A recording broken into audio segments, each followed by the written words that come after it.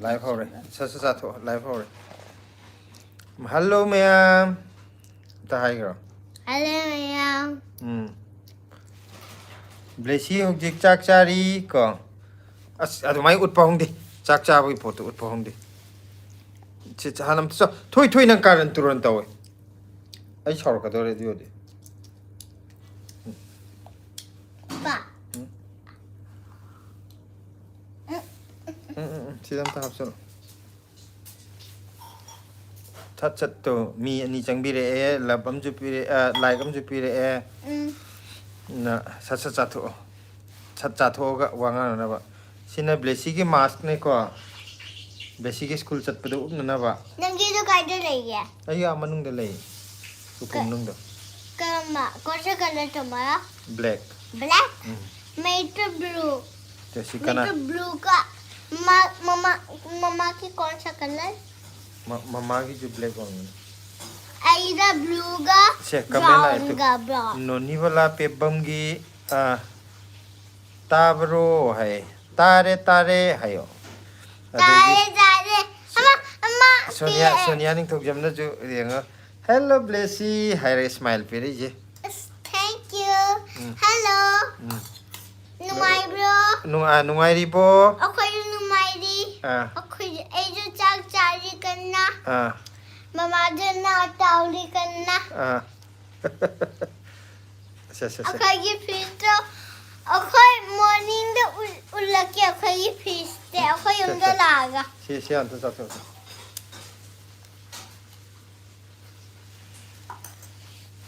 I didn't Lama gaya. Ya cham to sato karan tar kan. Yang nan siya haya kin na kamera. Cham to saw nang karan turun ngang le. Se kano na khuman chanu na hai re yam hai re blessy se hai. Blessy je kadrak madrak oin do le re. Smiling all one. Smiling am pi re ra. No ini se. To Sonia ning thok jam na ju pi re e nungai ri e nene su hai re lo khuba khara pharabu blessy Phale loi ma phado banya. loi mok phadorok ne sa ta salo ta saijal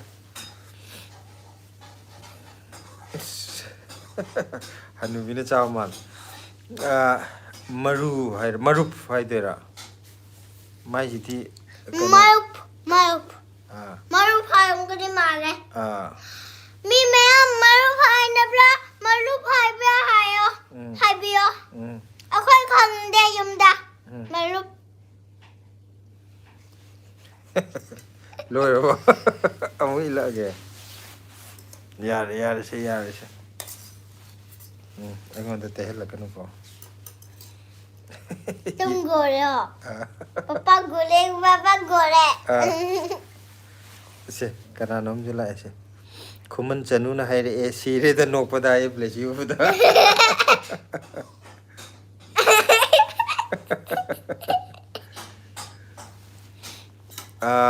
kaino en moti maitei hai de ro hai re en moti maitei na hai hello hai girl Hello. No my bro. Mi mea. Latta tam bigi sa skin da dabab tegia adura lai othaye. chak tom ta phajan cha tho ga hai om natra di maro no khang roi pori ke adi chak to pik thani yam khar thuna sai go chas comment me am la ese Pakhaji now wo gaming na dada hai re ko en moti maitai na hai re Hello dada. yam nung si ye hai re Kanana. blessy ni nung si hai je moti maitai na Thank you. aduga Hello. Maruf hai ko I am from Bangladesh hai ko I am hello from- Maruf hai Hello Maru. dada mo mojula e blessy the Bangladesh ado kaino na si dada mo mojula e hello blessy hai re dada mo na Hello. Hello dada momo. You my bro you my this. very good ado mai na hai ka da ba akhoi de ju koi ro dada Khoi de koyo. Moji um de koyo. Rangi de um de koyo ke. Dada hoidaju koirake, akhoidaju koirau ko. Dada mama khoi gadu koyo nangi dada mama nangi daju koyake. No na ikubo kari mathil charage. Akhoi ni kang soi. Blessy je magon thajadori bagyan ta. Kang soi akhoi ki hangam ga kang soi ka. Hoi. Duga Kriti Marpai mane hi. Aduga Rebecca khangembam na kai mathil chage hai. Nasidi kang soi ga hangam ka. Kopi kang soi de. Duga Marufna, you from? We are from India, Manipur, India. Okay. Thank you. Manipur, India. Thank you, Manipur, India. Now na love mayam thajale he now wo gaming na. Hey, si kana nom lai tu kana nos de ja. Kaka hayo. Hi thui nung sibi hai lapire tu. Thank you. Good evening hai kaka na. Hujik di good evening ne. Akhoi gi june good evening ne. Hai di good morning na ayukta, good afternoon na nungdin da, hujik na good evening hai deba. Aduga horen lo shalakpata na good night hai deba. Papa, moi ga mamba. Moi jo mamme. Hayapta. Kaka ni mama ba. Wakal ki pukai nungdang mama ba. Wakal ki pukai hai no kaka hai yo. Kaka. Nungdang mama ba. Numitara abo. Chavo, khadi mami chaye. Adek si batu thangjam na haw bro blessy hai re. Ahum pe amaya pin. Amaya oran. Se nak chak tham telo shen go hana. Wang ang tu ngak tang le ngang. Aduga kaino na mabok sen pai na hi blessy hai re. Pakai ni bukai. Papa ni mau kekalai kakak. Wakal ki pukai jela now go gaming me blessy da ngau gore. Aduga kaino na kaka na hai je mamme kaka wa gi de mamme hai re. Oh my god. Oh my god kai jeli. Oh my god hai de. Kari Oh my god. अच्छा wakal ki pukai na kari chari no thoi thoi hai kai chai no hange chak chari ne hai adu Rima Singha hi Rima iko shop ai mane ko majna nawona aigi sak manabi aiga sak manabi my wife blessy ka sak manai aduga arab arusero arab hai thoiba delhi ingba horabro hai delhi ingba hore delhi jo la sida la thoi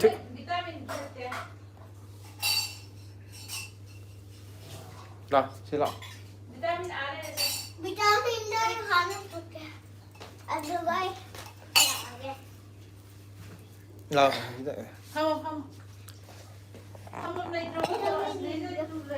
Iyan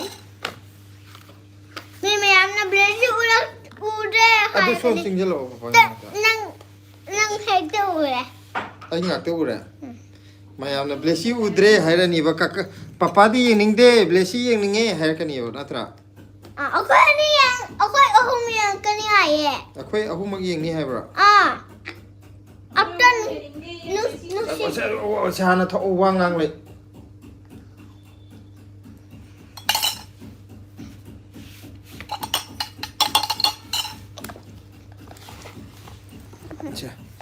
ai masuk upage blessy yeng ninge haira ni se si kaklo sa ma ko padi wangang ya gidro ya kani aduga se aku ni khana budi tabo kainona toibana delhi ingba horabo si hai gre ko inge rima singana aku didi da yam inge NCC hai je kaya didi da yam inge akhoi gi Sonda iPhone ya da mutho khidana amuk live se salak sare hogje muk yare live se salak sare hogje muk yare se kaino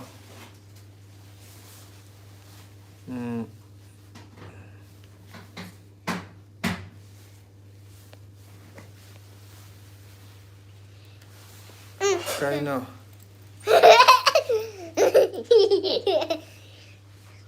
Victoria ango haidera blessy do yamna nungsiye harga lab mayam je pire to Thank you. aduga kainona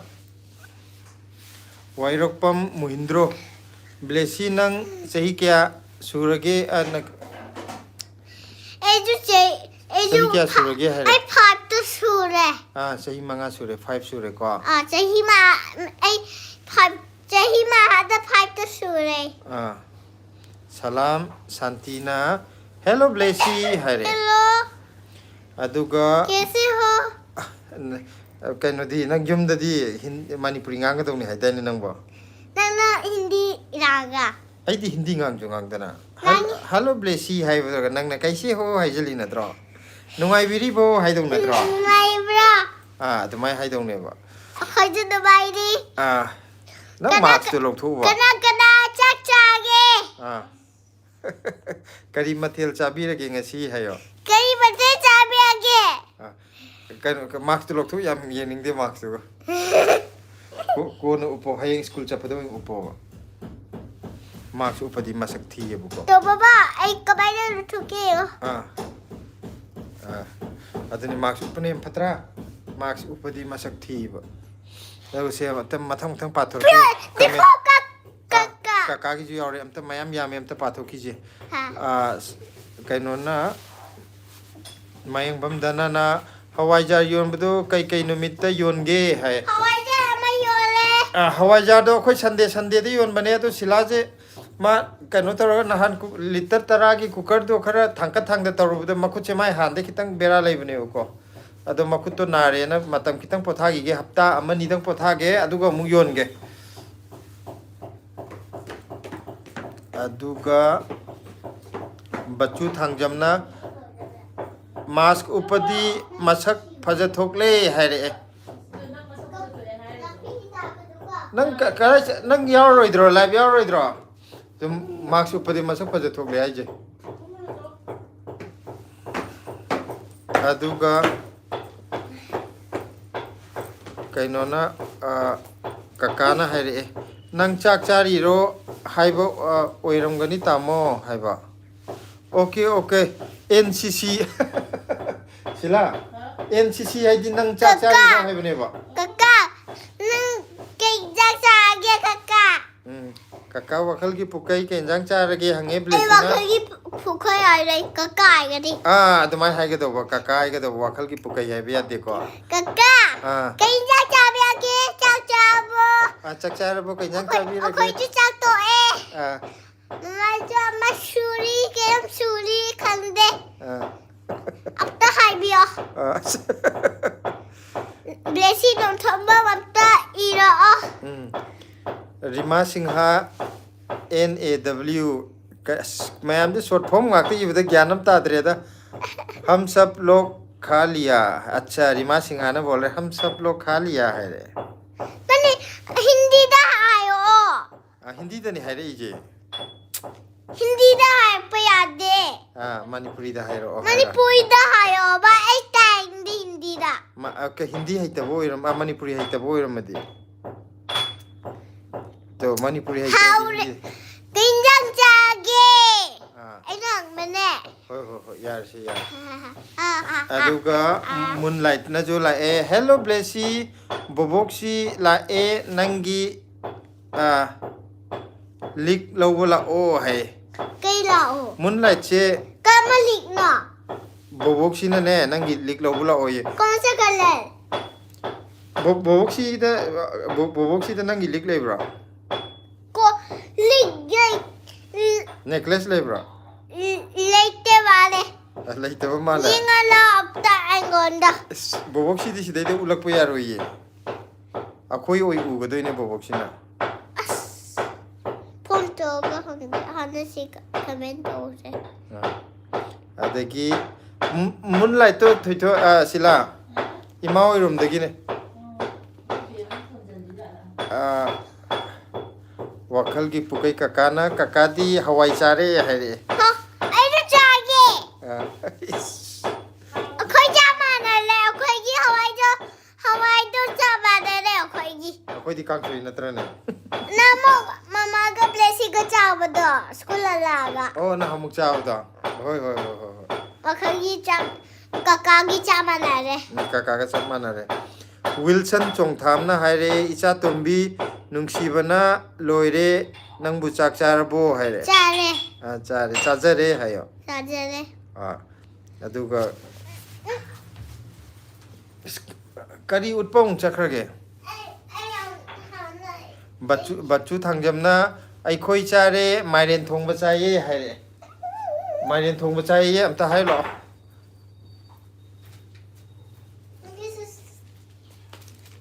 ꯀꯩꯅꯣ ꯑꯗꯨꯕꯣ ꯃꯃꯥꯒꯤ ꯑꯃ ꯁꯨꯁꯇ ꯌꯥꯎꯔꯝꯕꯅꯦ ꯃꯃꯥꯏ ꯈꯣꯡꯎꯞꯇ ꯌꯥꯎꯔꯝꯕ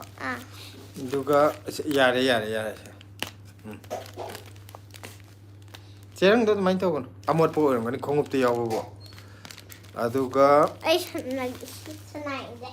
ꯁꯦ ꯔꯦꯕꯤꯀꯥ ꯅꯥꯎꯔꯦꯝꯅ ꯕ꯭ꯂꯦꯁꯤꯗꯤ ꯍꯥꯏꯔꯦ ꯕ꯭ꯂꯦꯁꯤ ꯀꯥꯏ ꯆꯠꯈ꯭ꯔꯒꯦ ꯑꯃꯨꯛ ꯍꯪꯉꯦ ꯇꯨ ꯊꯣꯏꯊꯣꯏ ꯅꯪ ꯌꯥꯎꯔꯛꯇꯕꯒꯤ ꯕ꯭ꯂꯦꯁꯤ ꯀꯥꯏ ꯆꯠꯈ꯭ꯔꯒꯦ ꯍꯪꯉꯦ ꯑꯩ ꯁꯤꯗ ꯂꯩꯔꯦ ꯍꯥꯏꯔꯣ ꯁꯤꯗ ꯂꯩꯔꯦ ꯁꯣꯔꯠ ꯚꯤꯗꯤꯑꯣ ꯀ꯭ꯋꯦꯛ ꯑꯝꯇ ꯈꯨꯝꯅꯤꯡꯒꯅꯨ ꯄꯄꯥ ꯎꯗ꯭ꯔꯦ ꯆꯥꯛ ꯆꯥꯔꯕꯣ ꯍꯥꯏꯔꯛꯑꯦ ꯆꯥꯔꯦ ꯑꯗꯨꯒ ꯃꯌꯦꯡꯕꯝ ꯙꯅꯅ ꯅꯦꯛꯁ ꯇꯥꯏꯝ ꯌꯣꯟꯕ ꯆꯠꯀꯗꯕ ꯅꯨꯃꯤꯠ ꯅꯣꯡꯃ ꯋꯥꯠꯂꯤꯀꯥꯟꯗ ꯍꯥꯏꯕꯤꯔꯛꯑꯣ ꯍꯥꯏ ꯍꯣꯏ ꯍꯥꯏꯖꯔꯛꯀꯦ ꯑꯩꯈꯣই ꯃꯃꯥꯡꯗꯁꯨ ꯑꯗꯨꯝ ꯅꯣꯡꯃ ꯅꯤꯅꯤ ꯋꯥꯠꯂꯤꯉꯩꯗꯒꯤ ꯑꯗꯨꯝ ꯑꯩꯈꯣই ꯕ꯭ꯂꯣꯛꯇ ꯍꯥꯟꯅ ꯃꯌꯥꯝꯗ ꯑꯗꯨꯝ ꯍꯥꯏꯖꯕꯅꯦ ꯍꯟꯗꯛꯁꯨ ꯀꯩꯅꯣ ꯇꯧꯕ ꯃꯇꯝꯗꯩ ꯑꯗꯨꯝ ꯍꯥꯏꯖꯅꯤ ꯑꯩꯈꯣꯏꯅ ꯂꯣꯟꯕ ꯍꯧꯕ ꯍꯥꯏꯗꯤ ꯅꯨꯃꯤꯠ 4-5ꯅꯤ ꯋꯥꯠꯂꯤꯉꯩꯗꯒꯤ ꯑꯩꯈꯣꯏ ꯑꯗꯨꯝ ꯍꯥꯏꯖꯔꯛꯀꯦ ꯂꯣꯟꯕ ꯍꯧꯔꯦ ꯈꯣꯠꯂꯦ ꯑꯗꯣ ꯑꯗꯨꯒ ꯌꯣꯜꯂꯝꯗꯥꯏꯒꯤ ꯅꯣꯡꯃ ꯋꯥꯠꯂꯤꯉꯩꯗꯁꯨ ꯑꯗꯨꯝ ꯍꯥꯏꯖꯔꯛꯀꯦ ꯃꯥꯏ ꯃꯈꯨꯠꯁꯦ ꯈꯤꯇꯪ ꯐꯔꯗꯤ ꯍꯥꯏꯗꯤ ꯍꯞꯇꯥ ꯑꯃꯅꯤꯗꯤ ꯈꯤꯇꯪ ꯂꯦꯞꯄꯖꯅꯣ ꯇꯧꯕꯀꯣ ꯌꯥꯝ ꯀꯨꯏꯅꯗꯤ ꯂꯦꯞꯄꯣꯏ ꯋꯤꯛ ꯑꯃ ꯃꯑꯣꯡꯗꯣ ꯌꯦꯡꯉꯒꯦ ꯃꯥ ꯀꯩꯅꯣ ꯇꯧꯕꯗꯨꯁꯨ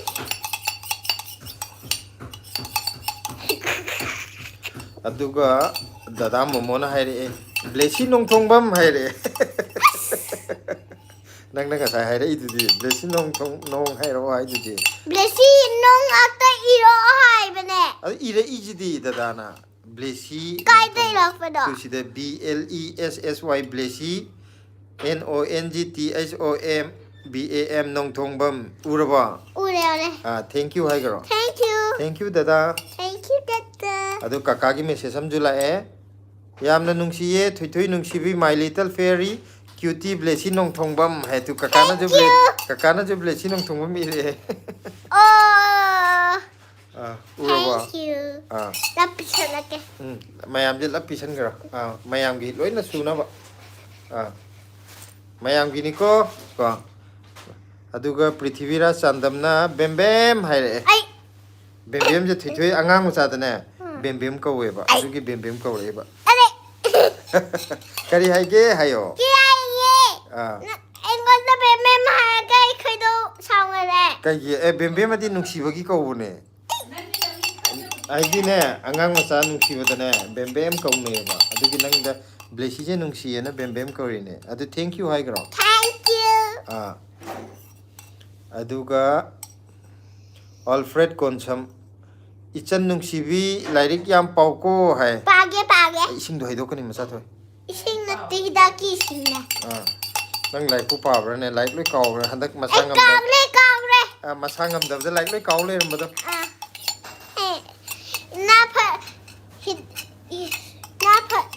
ꯅꯥ ꯐꯔꯗꯤ ꯍꯩꯔꯅꯤ ꯅꯥ ꯐꯔꯗꯤ ꯑꯃꯨꯛ ꯂꯥꯏꯔꯤꯛ ꯄꯥꯊꯔꯅꯤꯀꯣ ꯅꯍꯥꯟꯈꯩ ꯅꯥꯔꯨꯕꯗ ꯂꯥꯏꯔꯤꯛ ꯄꯥꯗꯕꯒꯤ ꯑꯃꯨꯛ ꯀꯥꯎꯊꯣꯛꯎꯔꯦ ꯑꯗꯨꯒ ꯃꯊꯪꯒꯤꯁꯤꯅ ꯕꯤꯛꯇꯣꯔꯤꯌꯥ ꯑꯉꯣꯝ ꯍꯥꯏꯔꯣ ꯕ꯭ꯂꯦꯁꯤꯗꯣ ꯌꯥꯝꯅ ꯅꯨꯡꯁꯤꯌꯦ ꯍꯥꯏꯔꯛꯑꯦ ꯂꯞꯁꯨ ꯄꯤꯔꯛꯑꯦ ꯁ꯭ꯃꯥꯏꯜꯁꯨ ꯄꯤꯔꯛꯑꯦ ꯃꯌꯥꯝ ꯄꯤꯔꯛꯑꯦ ꯁꯤꯕꯨ ꯀꯩꯅꯣ ꯔꯦꯟꯕꯣꯁꯨ ꯄꯤꯔꯛꯑꯦ ꯐ꯭ꯂꯥꯋꯔꯁꯨ ꯄꯤꯔꯛꯑꯦ ꯗꯥꯟꯁ ꯇꯧꯕ ꯑꯁꯤꯅ ꯅꯨꯄꯤꯅ ꯗꯥꯟꯁ ꯇꯧꯕ ꯑꯃ ꯐꯪꯁꯟꯒꯤꯗꯣ ꯑꯣ ꯃꯥꯏ ꯒꯣꯗ ꯑꯁ Pebam Herojina Isatombi Hari Kari Hage Hay thank you. Adese Ngangom Tamogi Jula Nakogi Yum Matakta evening tea talk nong ma hai Sidala Haiga Dong Adudagi Kumbadi Taroye La Uncle da Hajila Uncle Akuida Nong Matoxila o Lapio Haigra Lucky, okay? Akuida Lapio Hai Havene Lucky. Akuida Uncle do Akuida Lapio Hayo Akuida La O Hayo Uncle do Uncle, okay, the lucky. Aduga Sinjuju Chase Chazu Takche Hayo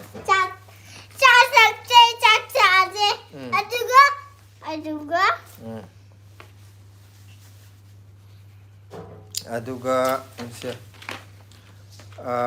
Rima Singhana Nana Chacha Hai Pebam Herojina Ichatombi Kaure Thank you. Kari Haige Haigadone Mina Kauraga thank you Kari Haige Ayo Thank you. Rima Singma Kanhaya Jagi Kari Namaye Pebam Pebam Sipagre Mabok Senpaina Blessina Wangang Mase Tabanungaye Haire Thank you. Nang Sum Chathoki Ain Nankoitan Tanadore Swagat Graphics Hi Ka Hi. I am from India Hi Ka Okay. Chandar Sharma Haidera Maja Great Father Haireko Memcha Basasti Mayum Haido Male Blessy Chakcharabo Haire Na adu ising Mama si ising sanale Tu Haido Pra La Sida La It's raining. Si Mamanga Mayam Wari Sana Jen Nang Live Talk Jaharaga Nang Wari Sana Biao to the Mayam Sauer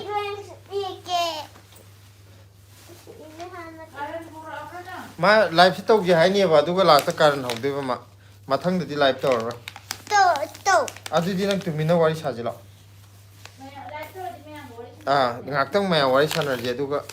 Kona Kanator Nang Loinamak Isil Kanoto Kosala Lucian doing Swipe from La Pazan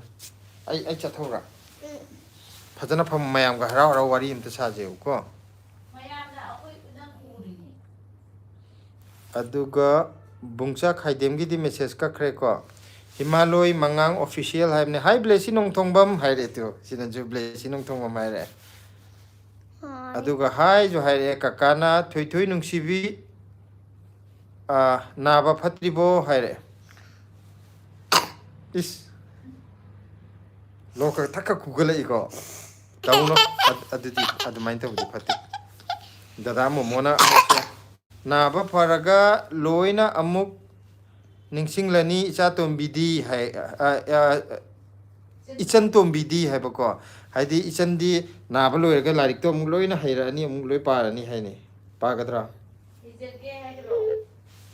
Kadrak to Togno Minangbo Kadrak Madrak Togno Aduga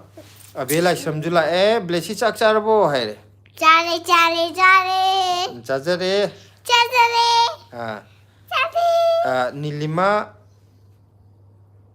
Nilima Tumung Hai Maneko Tunu love you Hareko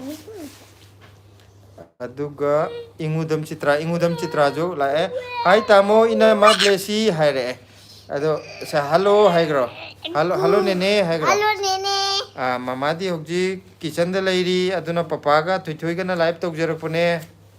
Ko Aduga Matang Jina Bungcha Haidemna Bema Kaure Kari Hage Kungro Dada Chakcharabo Baba Sida Kayum give me the Ulanje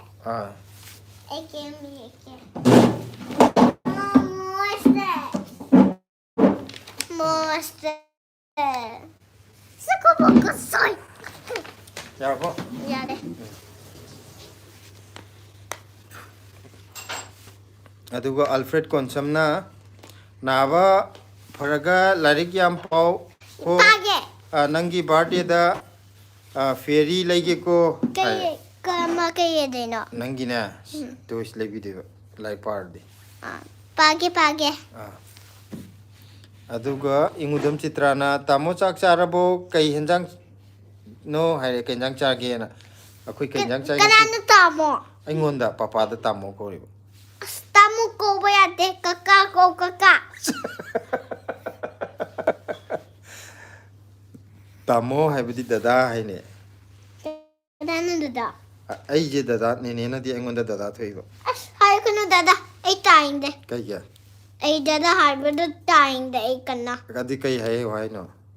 ꯇꯣ ꯀꯀꯥ ꯀꯀꯥ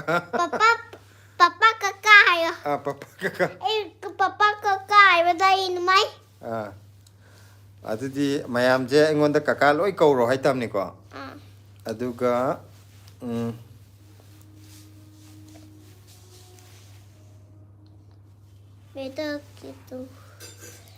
ꯗꯥꯏꯂꯥꯔꯪ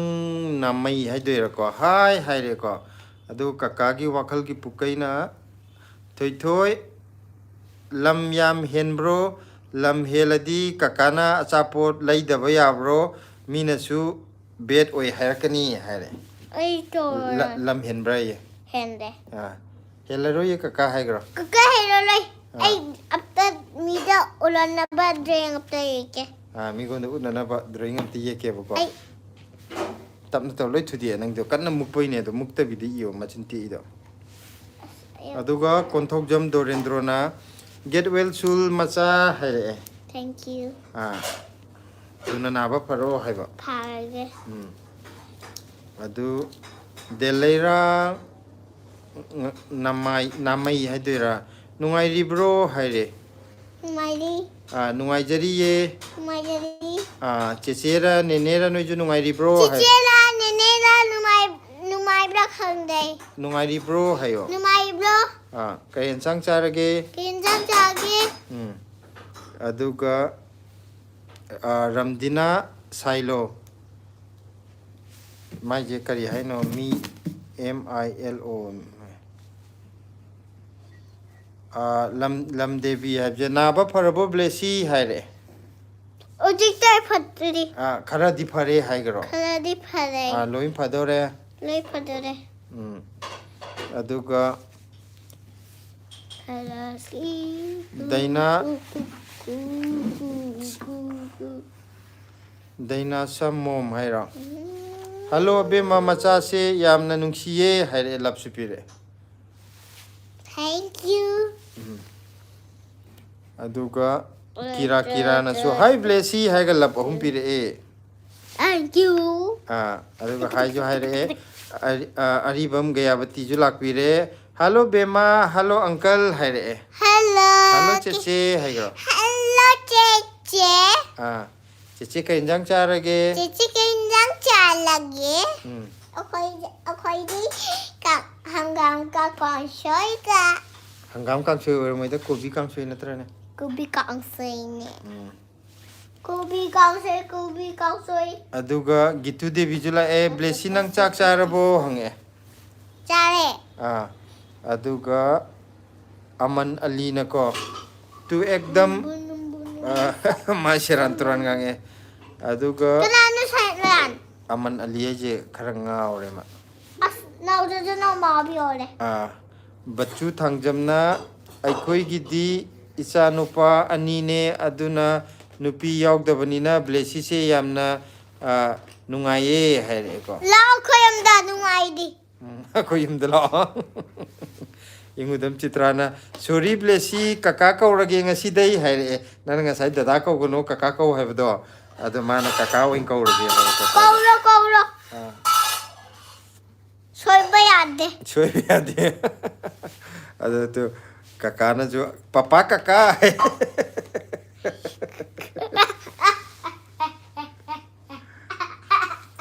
ꯑꯗꯨꯒ ꯀꯀꯥꯗ ꯍꯥꯟꯅ ꯎꯠꯂꯛꯑꯣ ꯀꯀꯥ ꯉꯥꯏꯔꯤꯀꯣ ꯍꯥꯏ ꯍꯣꯔꯦꯟ ꯍꯥꯏꯕ ꯑꯣꯏꯔ ꯃꯥꯅꯦ ꯅꯪꯅ ꯌꯦꯛꯄ ꯗ꯭ꯔꯣꯌꯤꯡꯗꯣ ꯍꯣꯔꯦꯟ ꯀꯀꯥꯗ ꯂꯣꯏꯔꯒ ꯎꯠꯂꯛꯑꯣ ꯀꯀꯥꯅ ꯌꯦꯡꯗꯣꯏꯅꯦ ꯍꯥꯏ ꯀꯩꯅꯣ ꯅꯪ ꯌꯦꯛꯇꯣꯏꯁꯤꯕꯣ ꯁ꯭ꯂꯦꯕꯨ ꯀꯩꯅꯣ ꯁ꯭ꯂꯦ ꯑꯃ ꯕꯣꯠ ꯊꯧꯕꯗꯣ ꯑꯃ ꯐ꯭ꯂꯥꯋꯔ ꯑꯝꯇ sida dottoga yekte karino slave boat thau ai ji karino ai khang amma jahaz tong bodo to amma kukoda ya panu si jahaz ne adudi slave hai bon ship hai bana tra ship ai kai di slave no de ba slave ko ship bota ship khang de dai slave ko ship Prematurely oinam na hai re ko mabok sen paina blessy mama kai daurige blessy mama je kitchen da nga khara tauriye adudi malani adu nga tawbo loiraga la ani ko aduga juboti chongtham message ka khre KS kare na KS sabanam sani hai mane hai aduga Isa-isagi screen da dapat tap toga aduga isa-isagi screen da kopak ani thadalo live uthoje mayamna isa gi screen da khupang na amtang tak anirak tang thajan biraga like on thola je hebra aduga kainona aman alina blessy you are so cute haireko thank you Juboti chongthamna blessy is so good hare blessy yam phare hare thank you bachu thangjamna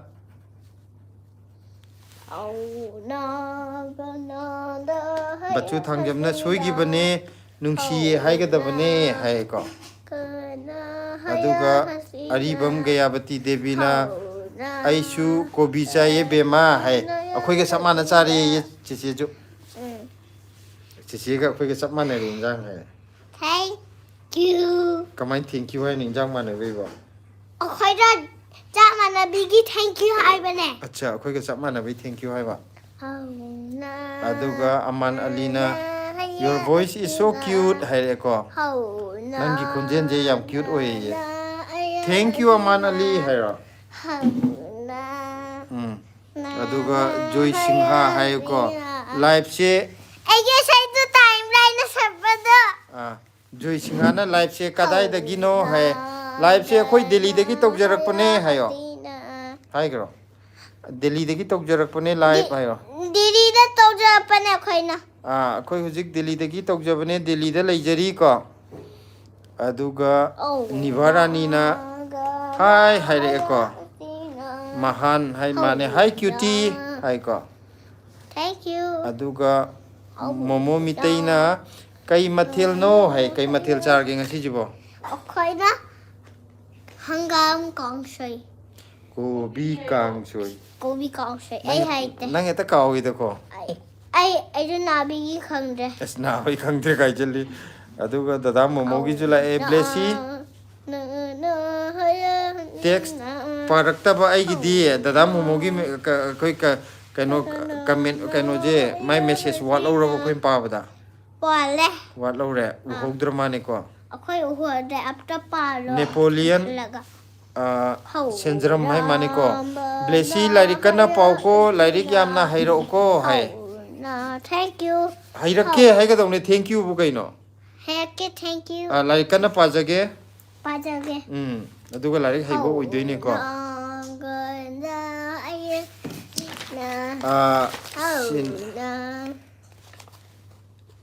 nang ye du di kari no bu du jahaz ba ship ship janda bhi karti hu main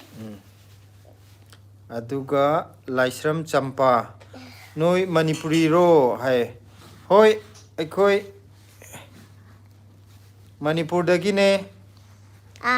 subhasini laisang themna so cute yam nungsiye hai re blessy da thank you aduga Robin konsamna tamo kakagi ichanupi se yamna hai singe yamna su nungsiba ama phawe ngang basu yamna haiye haire ngang ba yam haiye mina kano tor thank you haidre na handak te thank you aduga moirang them leimana hai haire hi Rima Singha na jo kind of smile tore bachu thangjamna good night blessy haire good night chong girl Thambiro haibani thamgro haibi ade thambiro khoi thamboroi akhoi ngaktang legige mama loidribo loidibro ayo khoi tonjerage how na adagi kainona Dolina oh no with mom hi moirang them leima hi ha Dolina with mom je nang khangbro hana oh silana di khange Dolina with mom je blog hang mane hai ko ado siladi ayamba dum loi yeng mane aidi kaya matam sangdabagi kaya pai deba adu duna aidi kya khangdre oh no hayo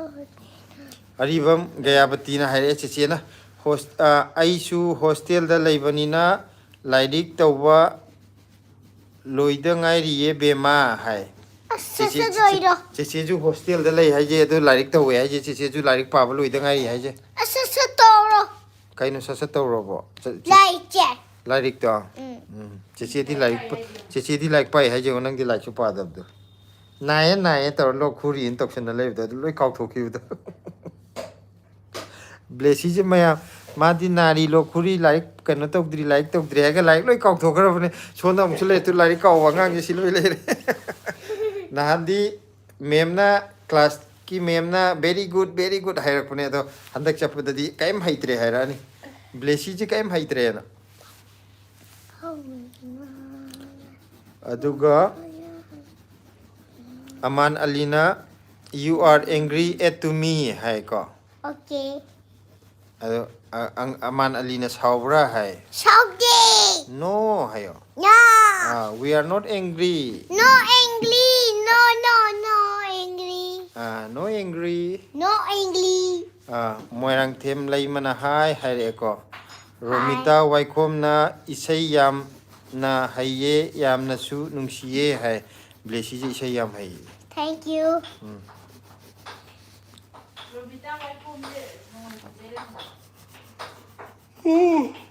Romita waikhom je silana nongmai bungdei ra ye mana haifet khangba mi leiba male nongmai bungda maming mana ba aduga lem devi habdo blessy na yekpa laise yam phajeye hare bod am ye ra color to color to lo yengala age aman alina what are you doing in Delhi hai ko Rebecca naurem na kai enjang chage hai kai enjang chage khoi bo hangam kong sei ai nang di hangam kang sui cha bro ai di kobi kang sui chai papa na aina labu tholai ga ko boy kang sei as ai di hakam bu chale ngasi kai no moyang them lai mana hai re Dolina waikhom na hai blessy dada momona yam phajaye yam haire ichan tumbi isai su yam haire haire aduga chawba low hai ko aduga naushram hai ko ari bam gayabati cheche na haire ije Ajodhya da lairik tamiye hai ba acha cheche gayabati je Ayodhya da lei hai je adudi akhoi juno ma koi rakke hayo cheche da akhoi ju noi ma koi rakke ya ga cheche hoi rom da nong ma koi rakke ko nang na le cheche go khoi aduga Robin Konsamna hi blessy ai gi text pabirak tabagi damak ai text pabirak pagi damak yamna thagachari good night hai good night hai gro chawba low hi hai ko aduga kisan hijamna chak charabo hai re chare aduga Dolina with mom jina chak charabo blessy hai ko aduga aribam gayabati cheche na ha nogle karigi nang ngasai kai nom hai rabugi kaya bana nang kari hai gi ngasai cheche nok na ba ꯑꯗꯨꯒ ꯃꯣꯏꯔꯥꯡꯊꯦꯝ ꯂꯩꯃꯅ ꯌꯦꯡꯉꯣ ꯀꯩ ꯊꯥꯔꯛꯏꯅꯣ ꯌꯦꯡꯉꯣ ꯍꯥꯏ ꯍꯥꯏꯇꯨ ꯈꯨꯠ ꯌꯦꯡꯉꯣ ꯐꯖꯕ꯭ꯔꯥ ꯌꯦꯡꯉꯣ ꯁꯤ ꯊꯥꯔꯛꯏꯁꯦ colour क्या ꯆꯤꯆꯦꯟ ꯇꯨ ꯁꯤꯗꯩꯗ ꯍꯥꯏ ꯇꯧꯔꯛꯏꯕ ꯍꯥꯏ क्या ये ब्लू का पर्पल का ꯅꯨꯡꯁꯤꯗ꯭ꯔꯥ ये ꯎꯝ टू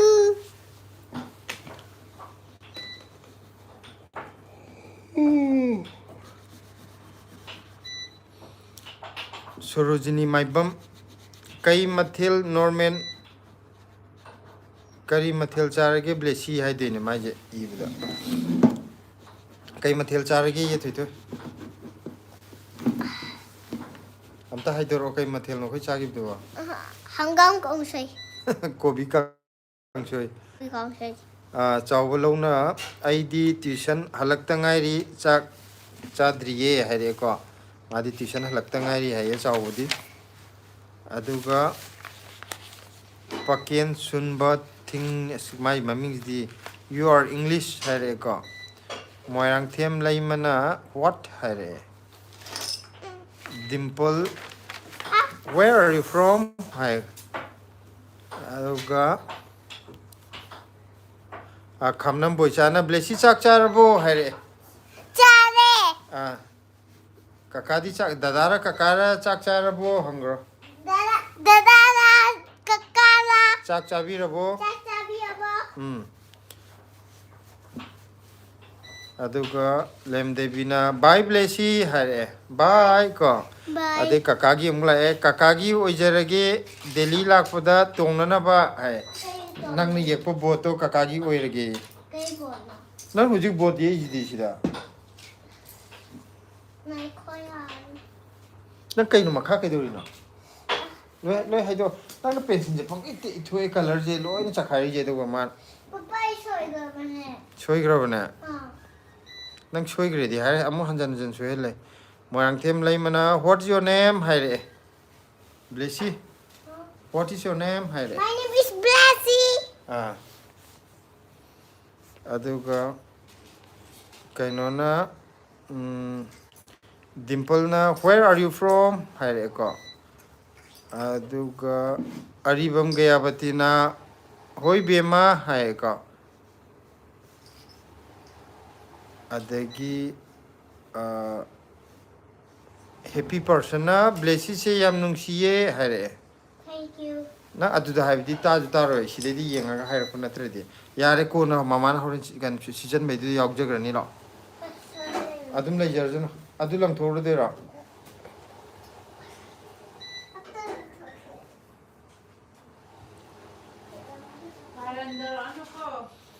ꯑꯗꯨꯒ ꯄꯥꯕ꯭ꯂꯤꯛ ꯏꯗꯤꯇꯤꯡꯅ ꯕ꯭ꯔꯗꯔꯁꯦ ꯀꯗꯥꯏꯗꯒꯤꯅꯣ ꯍꯥꯏ ꯑꯩꯗꯤ ꯄꯣꯝꯂꯧ ꯁꯤꯐꯥꯏꯗꯒꯤꯅꯦ ꯗꯤꯝꯄꯜꯅ ꯗꯨ ꯌꯨ ꯁ꯭ꯄꯤꯛ ꯍꯤꯟꯗꯤ ꯍꯥꯏꯀꯣ ꯊꯣꯏꯊꯣꯏ ꯗꯨ ꯌꯨ ꯁ꯭ꯄꯤꯛ ꯍꯤꯟदी हिंदी हैब्रा ये Hi हिंदी आता है San मैं and हिंदी Don हाँ San आप and कैसे हो Don हाय ग्रो कैसे हो हम हाँ ठीक हो हाँ डिम्पल जी दीपा जी आप कैसे हो आप कैसे हो आप तो ठीक हो अरिबम गयावती चेचेना हाइजे आइसु लाइरिक तम लोइदोरे मणिपुरदा हंदोरे है चेचेजे लाइक तम लोइदोरे हाइजे युमलोमदा हंदोरे हाइजे मोयरांगथेम लैमना वेयर आर यू फ्रॉम हाइरे Where are you from काइदैनो नंबो अदुगा निता चक्रवर्ती हैबने मम्मा चिल्ला थोड़े What do you do for living? चिल्ला थोड़े हाँ चेचे गयावतीना बेमगी चकीरो हैरा चकीरोइद्रो हैरा थिंगबाइजम अनिताना ब्लेसी याम इंग्लबो विंटर हौरे एकोई सिदा है थोई सिददी कयाम इंगगी ये दिल्ली दा आददी याम इंगे है युमलोमददी Oh एजु इंगे नंग इंगबा इंगे ला ngakhtang phajana phama ngakhtang ta sanarji la aduga ngakhtang wari sanar loisana la अया संगना adudi nang yaudi suwa yaudana loisan gana nang dille la yeng ya loire la adu phajana tham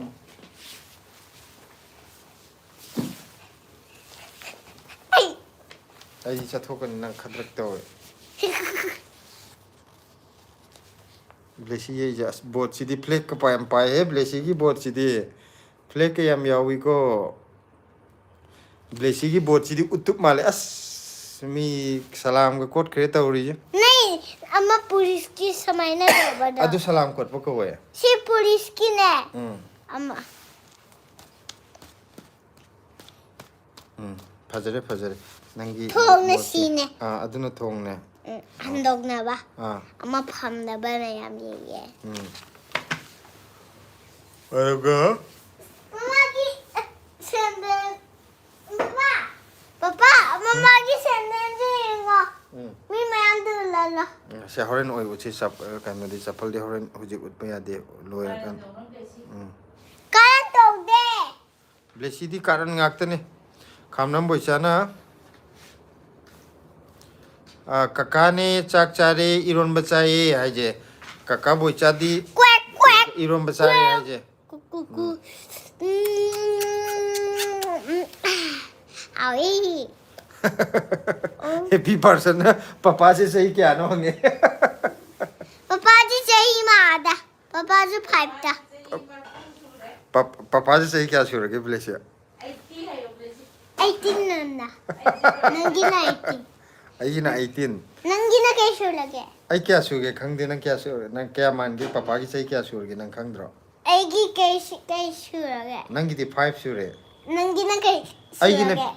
ai ju 5 ne blessy ga sahi chap mane hello khadrak khai dane thokna blessy nang chahi kya no haire aduga aribam gaya batina bema ai unabala o hai लाके यहाँ से दोगे dada momona ichan tumbi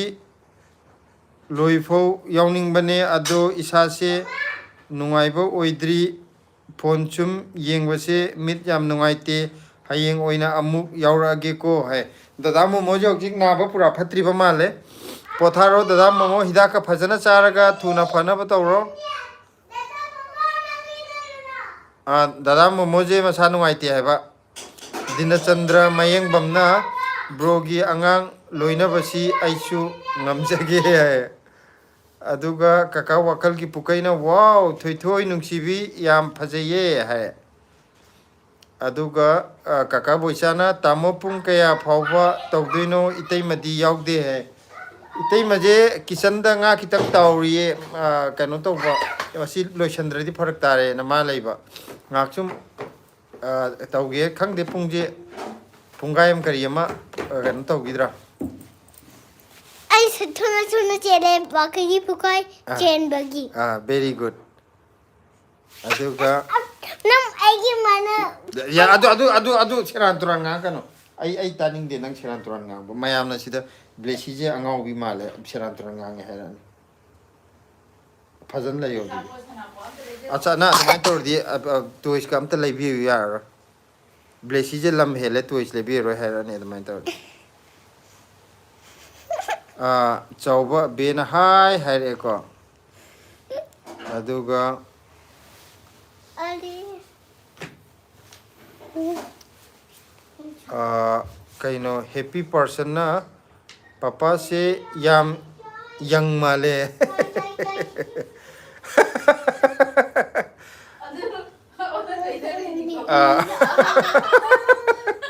aduga dada momona good night ichan tumbi mangda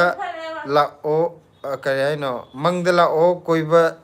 chatmina si mangda koiba chasi mangda hai nang chi makha daga taraga nakong na tasaladi seran ga turan ga adu tawno makha daga blessy ai chawr ka dole so asida yawra na 나무 파로 이제 나무 파르게 해주죠. blessy ai nu ji inthokre dada momona good night ichan tumbi mangda la o koiba chachi mangda haire wakhal gi pukai kakana tamo gi nga yonphamdo sifuti yondro akhoi si sifutu de akhoi si inak nak na aine market akhoi thongan da leire seafood ki delhi da khoi maming chat pa market ne ꯍꯥꯏꯗꯤ ꯁꯣꯔꯣꯛ ꯑꯩꯈꯣꯏꯅ ꯍꯋꯥꯏꯖꯥꯔ ꯍꯦꯛ ꯌꯣꯟꯕ ꯃꯐꯝꯗꯣ ꯑꯗꯨ ꯑꯥꯏ N A ꯃꯥꯔꯀꯦꯠꯇꯅꯦꯕꯀꯣ I N A ꯃꯥꯔꯀꯦꯠꯀꯤ ꯃꯄꯥꯟꯗ ꯍꯥꯏꯇꯥꯔꯦ ꯃꯥꯔꯀꯦꯠ ꯃꯅꯨꯡ ꯅꯠꯇꯕ ꯑꯗꯨꯗꯩꯗ ꯗꯦꯜꯂꯤꯒꯤ ꯑꯣꯏꯅ ꯁꯤ ꯐꯨꯗꯀꯤ ꯈ꯭ꯋꯥꯏꯗꯒꯤ ꯃꯃꯤꯡ ꯆꯠꯄꯅꯦꯕ ꯑꯗꯨ ꯃꯥꯔꯀꯦꯠ ꯑꯩꯈꯣꯏ ꯁꯤ ꯂꯩꯔꯤꯁꯦ ꯑꯗꯨꯒ ꯗꯅꯦ ꯊꯣꯛꯆꯣꯝꯅ ꯕ꯭ꯂꯦꯁꯤ ꯅꯪ ꯂꯝ ꯌꯥꯝ ꯍꯦꯜꯂꯦꯀꯣ ꯕ꯭ꯂꯦꯁꯤ ꯂꯝ ꯌꯥꯝ ꯍꯦꯜꯂꯦ ꯑꯩꯅ ꯁ꯭ꯋꯥꯏ ꯏꯟꯊꯣꯛꯈ꯭ꯔꯦ ꯕ꯭ꯂꯦꯁꯤꯁꯦ ꯃꯥ ꯉꯥꯡꯅꯕ ꯌꯥꯗꯦ ꯁꯤꯗꯁꯨ ꯂꯣꯏ ꯍꯥꯏꯔꯛꯑꯦ ꯕ꯭ꯂꯦꯁꯤ ꯂꯝ ꯍꯦꯜꯂꯦꯅ ꯑꯗꯨꯗꯤ ꯑꯗꯨ ꯊꯅꯃꯨꯛ ꯍꯦꯟꯖꯔꯔꯣꯏ ꯍꯥꯏꯌꯣ ꯂꯥꯛꯑꯣ ꯑꯗꯨ ꯅꯠꯇ꯭ꯔꯗꯤ ꯅꯪ ꯑꯗꯨ ꯃꯅꯨꯡꯗꯒꯤ ꯀꯩꯅꯣꯗꯣ ꯃꯔꯥꯏ ꯊꯣꯛꯆꯔꯛꯀꯅꯤ ꯅꯍꯥꯟ ꯑꯃ ꯀꯩꯅꯣ ꯇꯧꯕꯗꯣ ꯑꯗꯨ ꯊꯅꯝꯃꯨ ꯂꯥꯛꯑꯣ ꯑꯗꯨꯗꯤ ꯃꯌꯥꯝꯗ ꯁꯣꯔꯤ ꯍꯥꯏꯌꯣ ꯂꯥꯛꯑꯣ ꯑꯗꯨ ꯃꯈꯥꯗ ꯊꯝꯃꯣ ꯅꯈꯣꯡꯗ ꯇꯥꯁꯟꯅꯤ ꯍꯥꯏꯕ ꯅꯪꯒꯤ ꯍꯥꯏꯕ ꯁꯨꯡꯌꯥ ꯌꯥꯗꯦ ꯀꯃꯥꯏꯅ ꯇꯧꯔꯤꯅꯣ ꯈꯪꯗꯦ ꯑꯗꯨ ꯃꯈꯥ ꯊꯝꯒꯗꯕꯅꯤ ꯃꯊꯛꯇ ꯇꯥꯔꯛꯑꯒ ꯅꯥꯈꯣꯡꯗ ꯇꯥꯔꯗꯤ ꯅꯥꯈꯣꯡꯗ ꯅꯥꯔꯣꯏꯗ꯭ꯔꯣꯅ ꯁꯤ ꯐꯝꯃꯨ ꯂꯥꯛꯑꯣ ꯂꯥꯛꯑꯣ ꯁꯤ ꯋꯥꯔꯤ ꯁꯥꯟꯅꯔꯁꯤ ꯂꯥꯛꯑꯣ ꯇꯨ ꯀꯀꯥꯒꯤ ꯂꯥꯛꯑꯦ ꯇꯨ ꯀꯀꯥ ꯋꯥꯈꯜ ꯄꯤꯛꯄ ꯂꯥꯛꯑꯦ ꯇꯥꯃꯣ ꯍꯣꯏꯗꯤ ꯆꯥꯗ꯭ꯔꯣ ꯍꯥꯏ ꯑꯩꯈꯣꯏꯗꯤ ꯅꯣꯏ ꯏꯇꯩꯃꯁꯦ ꯃꯁꯤ ꯀꯔꯤꯝꯇ ꯆꯥꯕ ꯈꯣꯠꯄ ꯃꯥ ꯍꯩꯇꯦ ꯆꯥꯁꯤ ꯀꯌꯥ ꯌꯥꯒꯟꯗꯦ ꯑꯗꯣ ꯃꯥ ꯌꯥꯎꯗ꯭ꯔꯒ ꯑꯩꯈꯣꯏ ꯈꯥꯖꯤꯡ ꯑꯆꯧꯕꯗꯨꯐꯥꯎꯗ ꯕ꯭ꯂꯦꯁꯤ ꯏꯕꯥꯅꯤ ꯈꯛ ꯆꯥꯏꯌꯦ ꯃꯣꯏꯒꯤ ꯇꯥꯏꯒꯔ ꯄ꯭ꯔꯣꯟꯒ ꯍꯥꯏꯕꯗꯣ ꯑꯆꯧꯕꯗꯣ ꯑꯗꯨ ꯅꯣꯏ ꯏꯇꯩꯃꯗꯤ ꯁꯨꯡꯆꯥ ꯆꯥꯗꯦ ꯌꯥꯗꯦ ꯃꯥꯗꯤ ꯑꯩꯈꯣꯏꯗꯤ ꯆꯥꯏ ꯕ꯭ꯂꯦꯁꯤ ꯏꯕꯥꯅꯤꯗꯤ ꯆꯥꯏ ꯈꯔ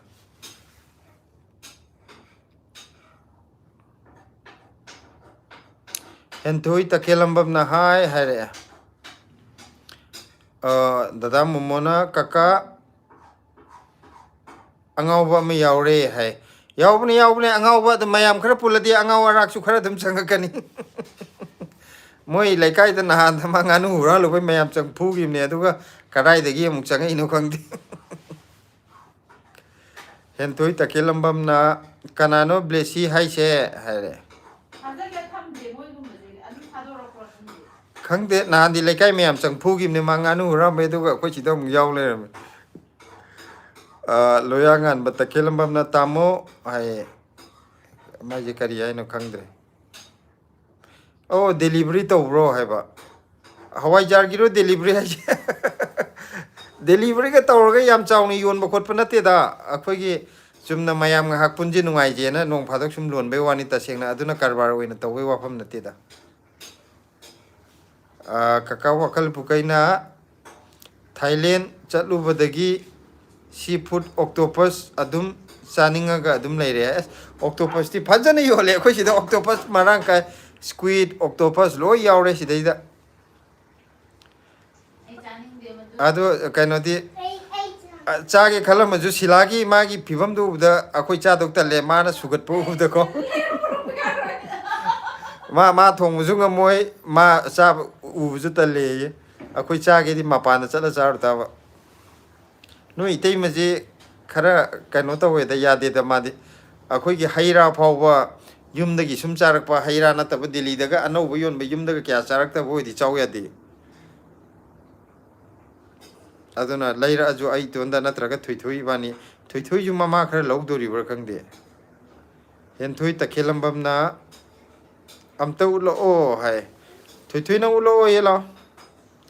ꯗꯅꯦꯠ ꯊꯣꯛꯆꯣꯝꯅ ꯕ꯭ꯂꯦꯁꯤ ꯅꯪ ꯑꯦꯛꯖꯥꯝ ꯔꯦꯡ ꯀꯌꯥꯅꯣ ꯍꯥꯏ ꯂꯥꯛꯑꯣ ꯁꯤꯗ ꯂꯥꯛꯑꯣ ꯁꯤꯗ ꯑꯩꯗꯤ 5 ꯐꯥꯎ ꯃꯅꯨꯡ ꯀꯧꯗ꯭ꯔꯗꯤ ꯇꯣ ꯑꯁꯤꯗꯩꯗꯤ ꯀꯧꯊꯣꯔꯛꯆꯅꯤ 1 2 5 ꯁꯨꯗꯣꯔꯦꯀꯣ ꯄ꯭ꯔꯕꯞ ꯂꯥꯛꯆꯧ 3 ꯂꯥꯛꯑꯣ ꯁꯤ ꯂꯥꯛꯑꯣ ꯁꯤ ꯐꯝ ꯂꯥꯛꯑꯣ ꯑꯗꯨꯁꯨ ꯁꯨꯒꯠꯄꯅ ꯀꯥꯟꯅꯔꯣꯏꯌꯦ ꯇꯨ ꯃꯃꯥ ꯅꯪ ꯅꯇꯨꯡ ꯏꯟꯅꯈ꯭ꯔꯦ ꯇꯨ ꯑꯗꯨꯗ ꯑꯝꯇ ꯊꯣꯡ ꯂꯣꯟꯖꯜꯂ ꯊꯅꯝ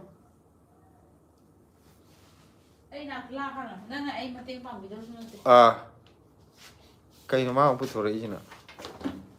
ꯃꯁꯛ ꯌꯥꯝ ꯃꯥꯟꯅꯗ꯭ꯔꯦ ꯃꯃꯥ ꯄꯥꯏꯔꯛꯏꯁꯤꯒ ꯃꯌꯥꯝꯗꯤ ꯌꯦꯡꯍꯟꯒꯦ ꯕ꯭ꯂꯦꯁꯤꯒ ꯃꯁꯛ ꯆꯞ ꯃꯥꯟꯅꯩ ꯁꯤ ꯌꯦꯡꯍꯟꯁꯤ ꯂꯥꯛꯑꯣ ꯃꯁꯛ ꯃꯥꯟꯅꯕ꯭ꯔꯥ ꯍꯪꯁꯤ ꯂꯥꯛꯑꯣ ꯃꯥꯟꯅꯕ꯭ꯔꯥ ꯍꯪꯁꯤ ꯂꯥꯛꯑꯣꯅꯦ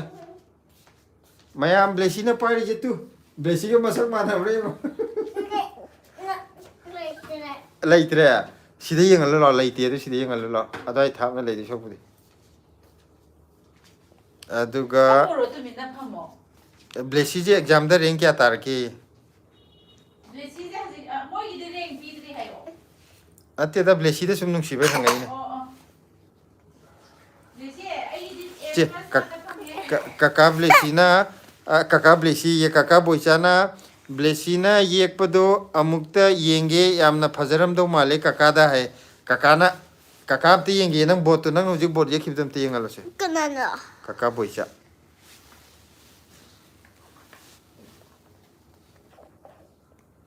to bot ne plate ka pai ut khre Ship. ship lo I'm id bot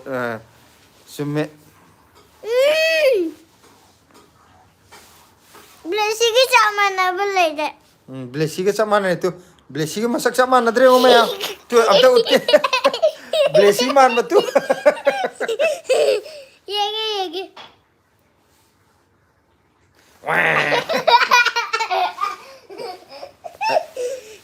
phajam phamase ngak tong wai Amuk tora soy na bang tora. yare After kitang dula. kitak tak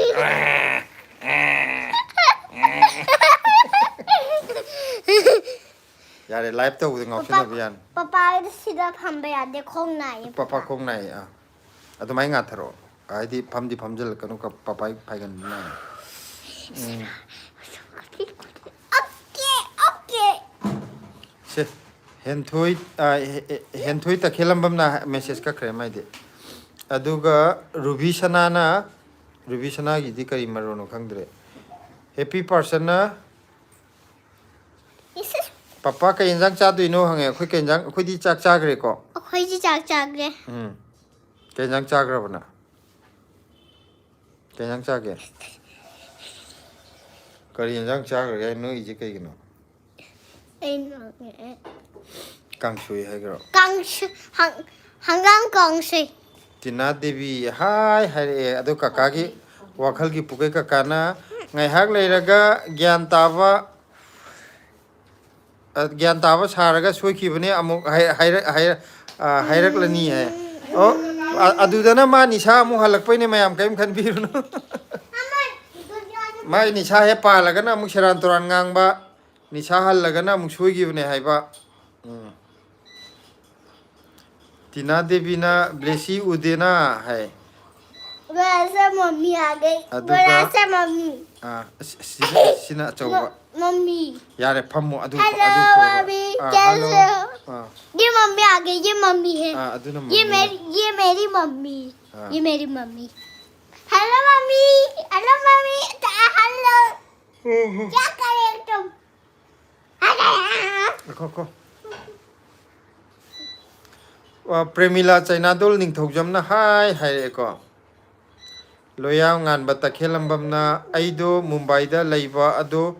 sidadi hawaijar ahawba phangde aduine hai o mumbai da leibani ne yam thapani na akhoi sumna chamina je harju pharak tani yam thapani na premila china dol na hi blessy hai re mina hi adi hi hage dong na tro sonda Hi Mas upan ke maju Mas upan ke go marks nang kaino do ये marks मार के ऊपर के huinaw ma sa do marks upi do re ma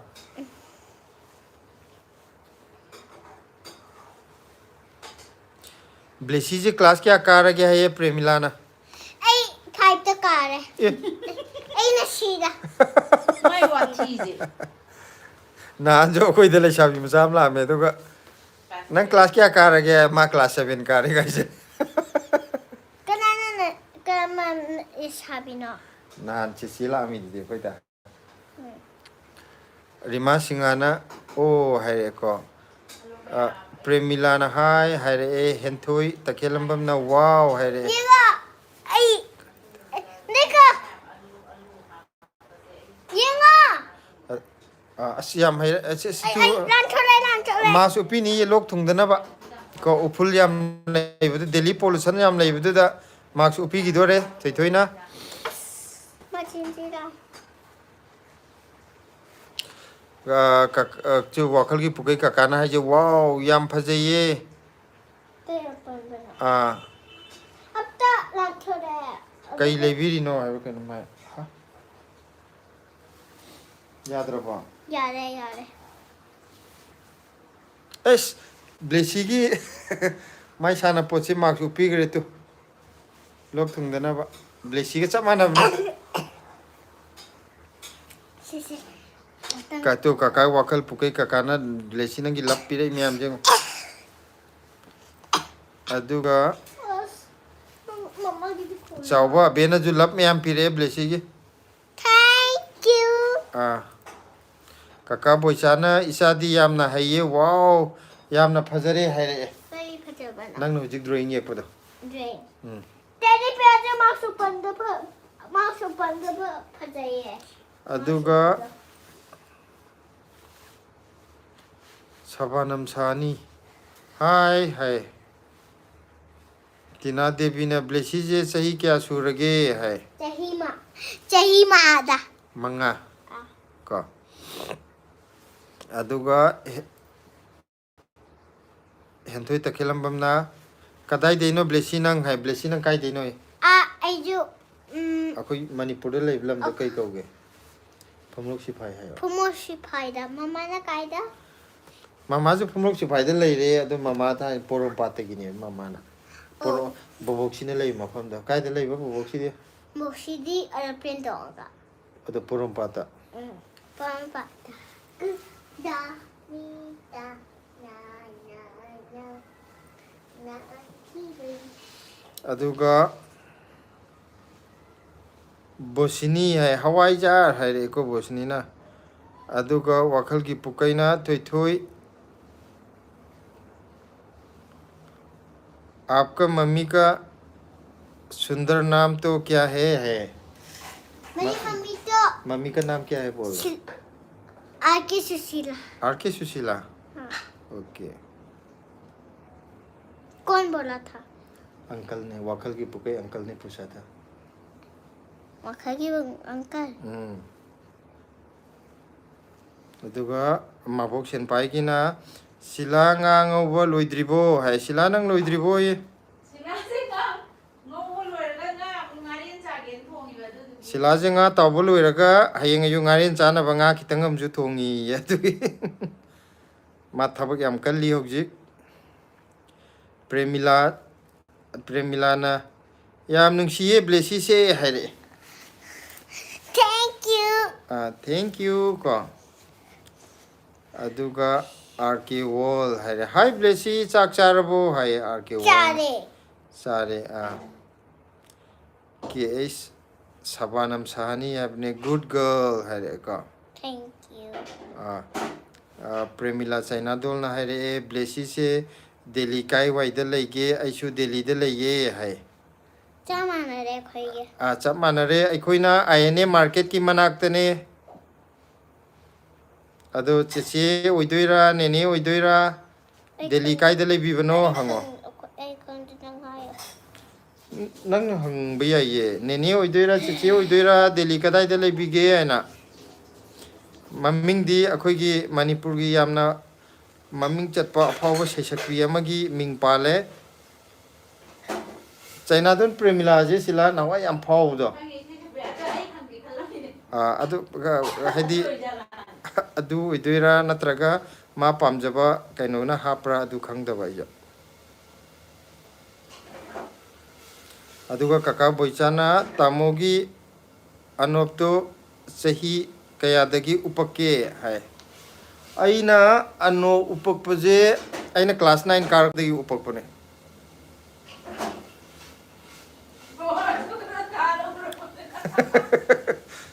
kaina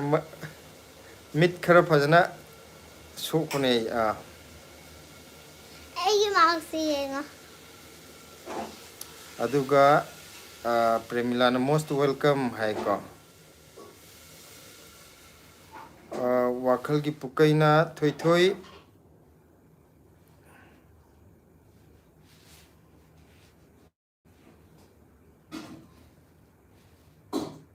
kaino thoi hojik mamido hangbanida hojik harga LMB je samna irak paje aikoi di kya khangan de ne sila yaro ga di ma kitang am khangni engon de sorry mas ma ajeli ai ju khangde ma ju khangde hojik kan samna inab je ai kya pa ba hite ba mi gonda ga akoi di WhatsApp te message thar jo ai di short ga tha ba hite ba nokpata sire ga je CRE idana ado ꯑꯩꯗꯤ ꯑꯩꯅ ꯏꯔꯗꯤ ꯑꯦꯁ ꯑꯥꯏ ꯑꯅ ꯇꯧꯔꯒ ꯁꯥꯡꯅ ꯏꯕ ꯅꯠꯇ꯭ꯔꯗꯤ ꯍꯩꯇꯦ ꯑꯗꯨꯒꯨꯝꯕ ꯏꯕꯗꯅ ꯑꯃꯨꯛ ꯈꯤꯇꯪ ꯐꯩ ꯑꯗꯨꯒ ꯍꯧꯖꯤꯛꯇꯤ ꯌꯧꯈ꯭ꯔꯦ ꯍꯩꯖꯗ꯭ꯔꯦ ꯑꯗꯨꯒ रूप बागोर है God bless you beta love from Shimla Himachal ए हिमाचल शिमला दगी ला ए थोई थोई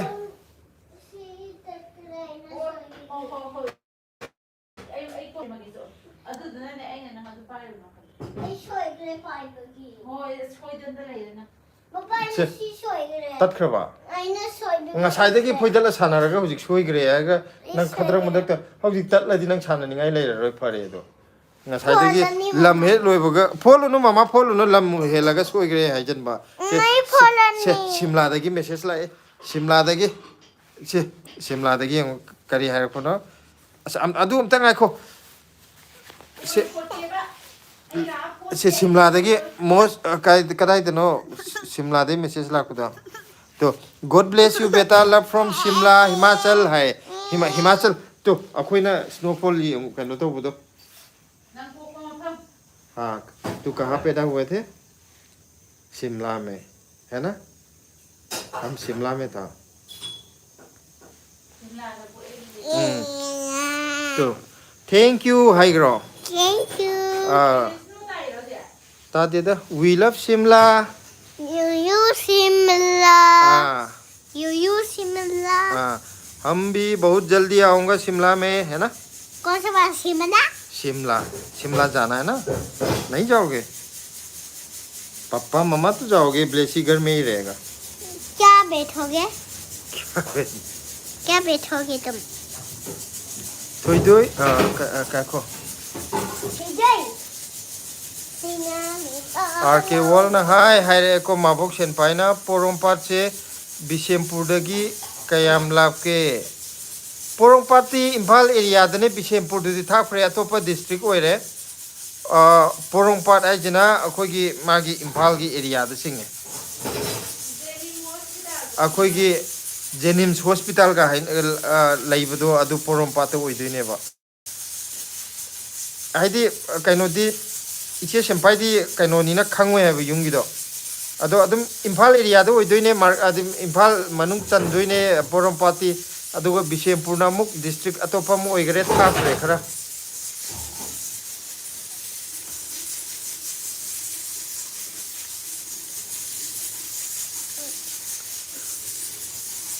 ओ ओ ओ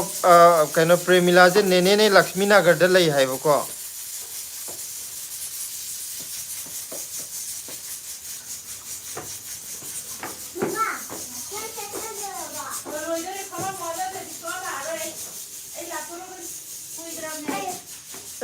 कैनो जे प्रेमिला चाइना दो निंथोगजम जे कैन माने हरे कैनो दो इसे यपुदो ओइर अखोइदि हाना सुम कैनो गी अखोइ प्रेमिला गी फैन ओइबगी सुम मामिंग जे कैनो कौब्रा ना तमाइ खनबा ꯑꯩꯗꯤ ꯑꯍꯥꯟꯕ ꯃꯥꯒꯤ ꯅꯪꯅ ꯃꯦꯁꯦꯖ ꯊꯥꯔꯛꯄꯗꯣ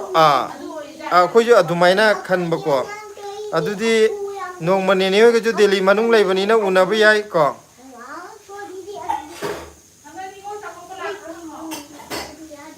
शिलाना हंदक दिल्ली की निगोन चाकौबदो यावबो लाक्पिब्राना हंगे मोनिका चिंगथामना हाय हायरे गुलेल कोनसमना ब्लेसी की मामादी हाय ब्लेसी की मामा जे हौजिक nga मुकन्ना थोंगी ना हाय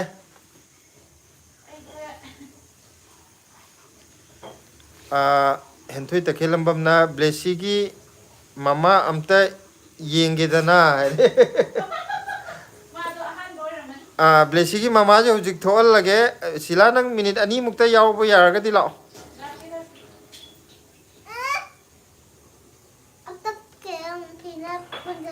अदुगा वाखल की पुकै काकाना थोय थोय हुजिक उलंबा दोल मम्मी दो करी मम्मी कौगे है नंगी सी मम्मी जे कई मिंग कौगे ये सीजे Sushila गाइजल Mamala apa thongkaralo ma pona ba na hong sabiyo ai ne happy person hai ai kong badagi ne o ngai happy person hai bido sila mana kong mu dei ni hai ba adu di mari mari silawai ga chin asi da thap na tham di papa pa ba u di hai ba ai naksandra di sida ai u se tamo uyani tham si tham ke do ga na nang yaw nang di ko chen che la khadrak madrak taw le ga papa ata angang po bi sida Junaid Khan hai mani ko hai chak charabo che di hai chak charabo akhoi chak chare aduga RK wall na thoi hoi yumse Manipur da kadai degi no hai akhoi je Manipur da kaino degi ne phumlok sifai degi Syamananda khomdram ko hello Samanda aduga nene Premilana unase hai nene Premila jo nene unase ko hai ro kai adumai taru yadi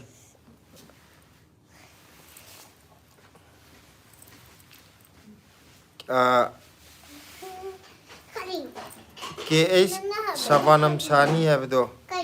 cute yamna oi hai ko chawa bena hai aduga nene Premilana ai chakoba Manipur da oine yawe hai Manipur da oine yawru yesila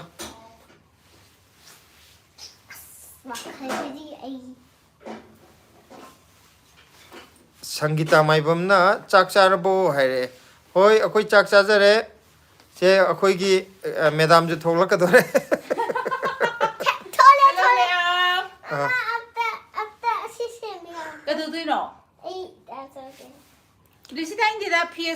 wakal gi pukaina thoi kaka off lairage yarabo che kaka na off lairage adum nang kocha chala laire kaka yawra roi hai kaka to oni hai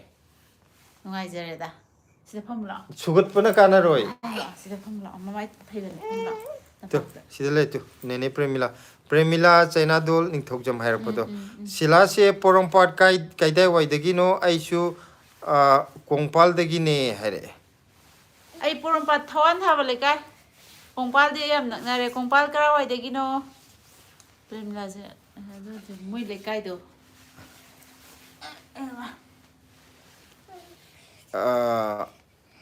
happy person na kongba khetri laikai ne papa hai kongba khetri le kai siladi khangam gani ai di kongba hai ga laikai du di kaim khang de ko siladi khangam gani thoi na karan turan da we je phamla ngak tang pham ai do khatang ahau be ta saning ye bu ko adu na hai indam da oi nge sida ngari kita sage na nga mung taw re sa to nge da nga taw re du ga sa to kan da na nga do kita ngamung thong he ngaren jana ba da blessy gi amung thong ami blessy gi siladi masayam nungai gan deba njang haw natra di ma cha wa kya sang de haw da saning ye ai saya da bai kang sui sum za wa ne ai haw da saning nga thong da saning ye adu ga yam di za de ho ka hoi dong na jo za to ta na ga ta u de ai di kitang yaw ra ga kitang cha ba dina pamaina chak charbo hai chak chare dina di chak char bro aduga hentoi takhelambam na aina subscribe taugrabane blessy thank you amta hairo oye blessy thank you amta hairo oye to akhoi gi channel ji da ne subscribe taubre blessy na haidram ni na blessy gi mama na oi na hairage thank you akhoi gi subscribe taubi bagi blessy de pai gre ba adu na ma wari jana yara ro Suni yang nok lagi, blessy lagi kat kerja je, ma kan nota wes charge si battery down wei ko,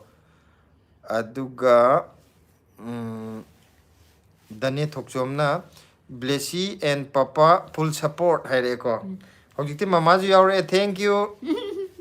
Sangita mai bam na kai ansang charge hai, akhoi hinjang je kopi kang sui do re adagi mabok sen paina Sangita di kai hinjang charage Silangai bawari hai sila thole sila thole nokpa silagi nok aina comment je yang ma pa tapagi ne ba hana thara mani ba iche di ka hinjang charage henthoi takhelambam henthoi bi nati henthoi takhelambam na blessy gi mama si ugrugum ta we hai henthoi si kara wai de gino adu ai gi sakmana mi dum lei di hairak pane haidi ugum tore haraga kanjat manadabdo adugumada maitai na tabada maitai na tabada nene premila na kari hai no iran pham hai iran pham thong thawan thaba kadai jaga dagi no sila se hai thawan thaba kano do semrok school lebedo adugidida adi manak tagi haidi pangalerak to pangalerak second subado pangalerak ka khoi ge se lekai amatani dana pangalerak changi bagi ama leire adugi mathang pangalerak changi ba semrok lebedo aduga wakhal gi pukai ka kana saga dabani iteima miyoi mapokse nungai jaruru aina tharak labne mane ai dine nga ga leira aga ne tawra thamba jai wakhanya nungai te ba ek thongograni ai kitanga thongog yamna chabai di khante ko aduga kitang soidana ba adamaina saninge yamna chawa khande haijalini injang hawtrabudi ma kaim chadi injang hawrati ko yamna chaba haibadi nga do yam charaga thongbudo haibinate aina haibadi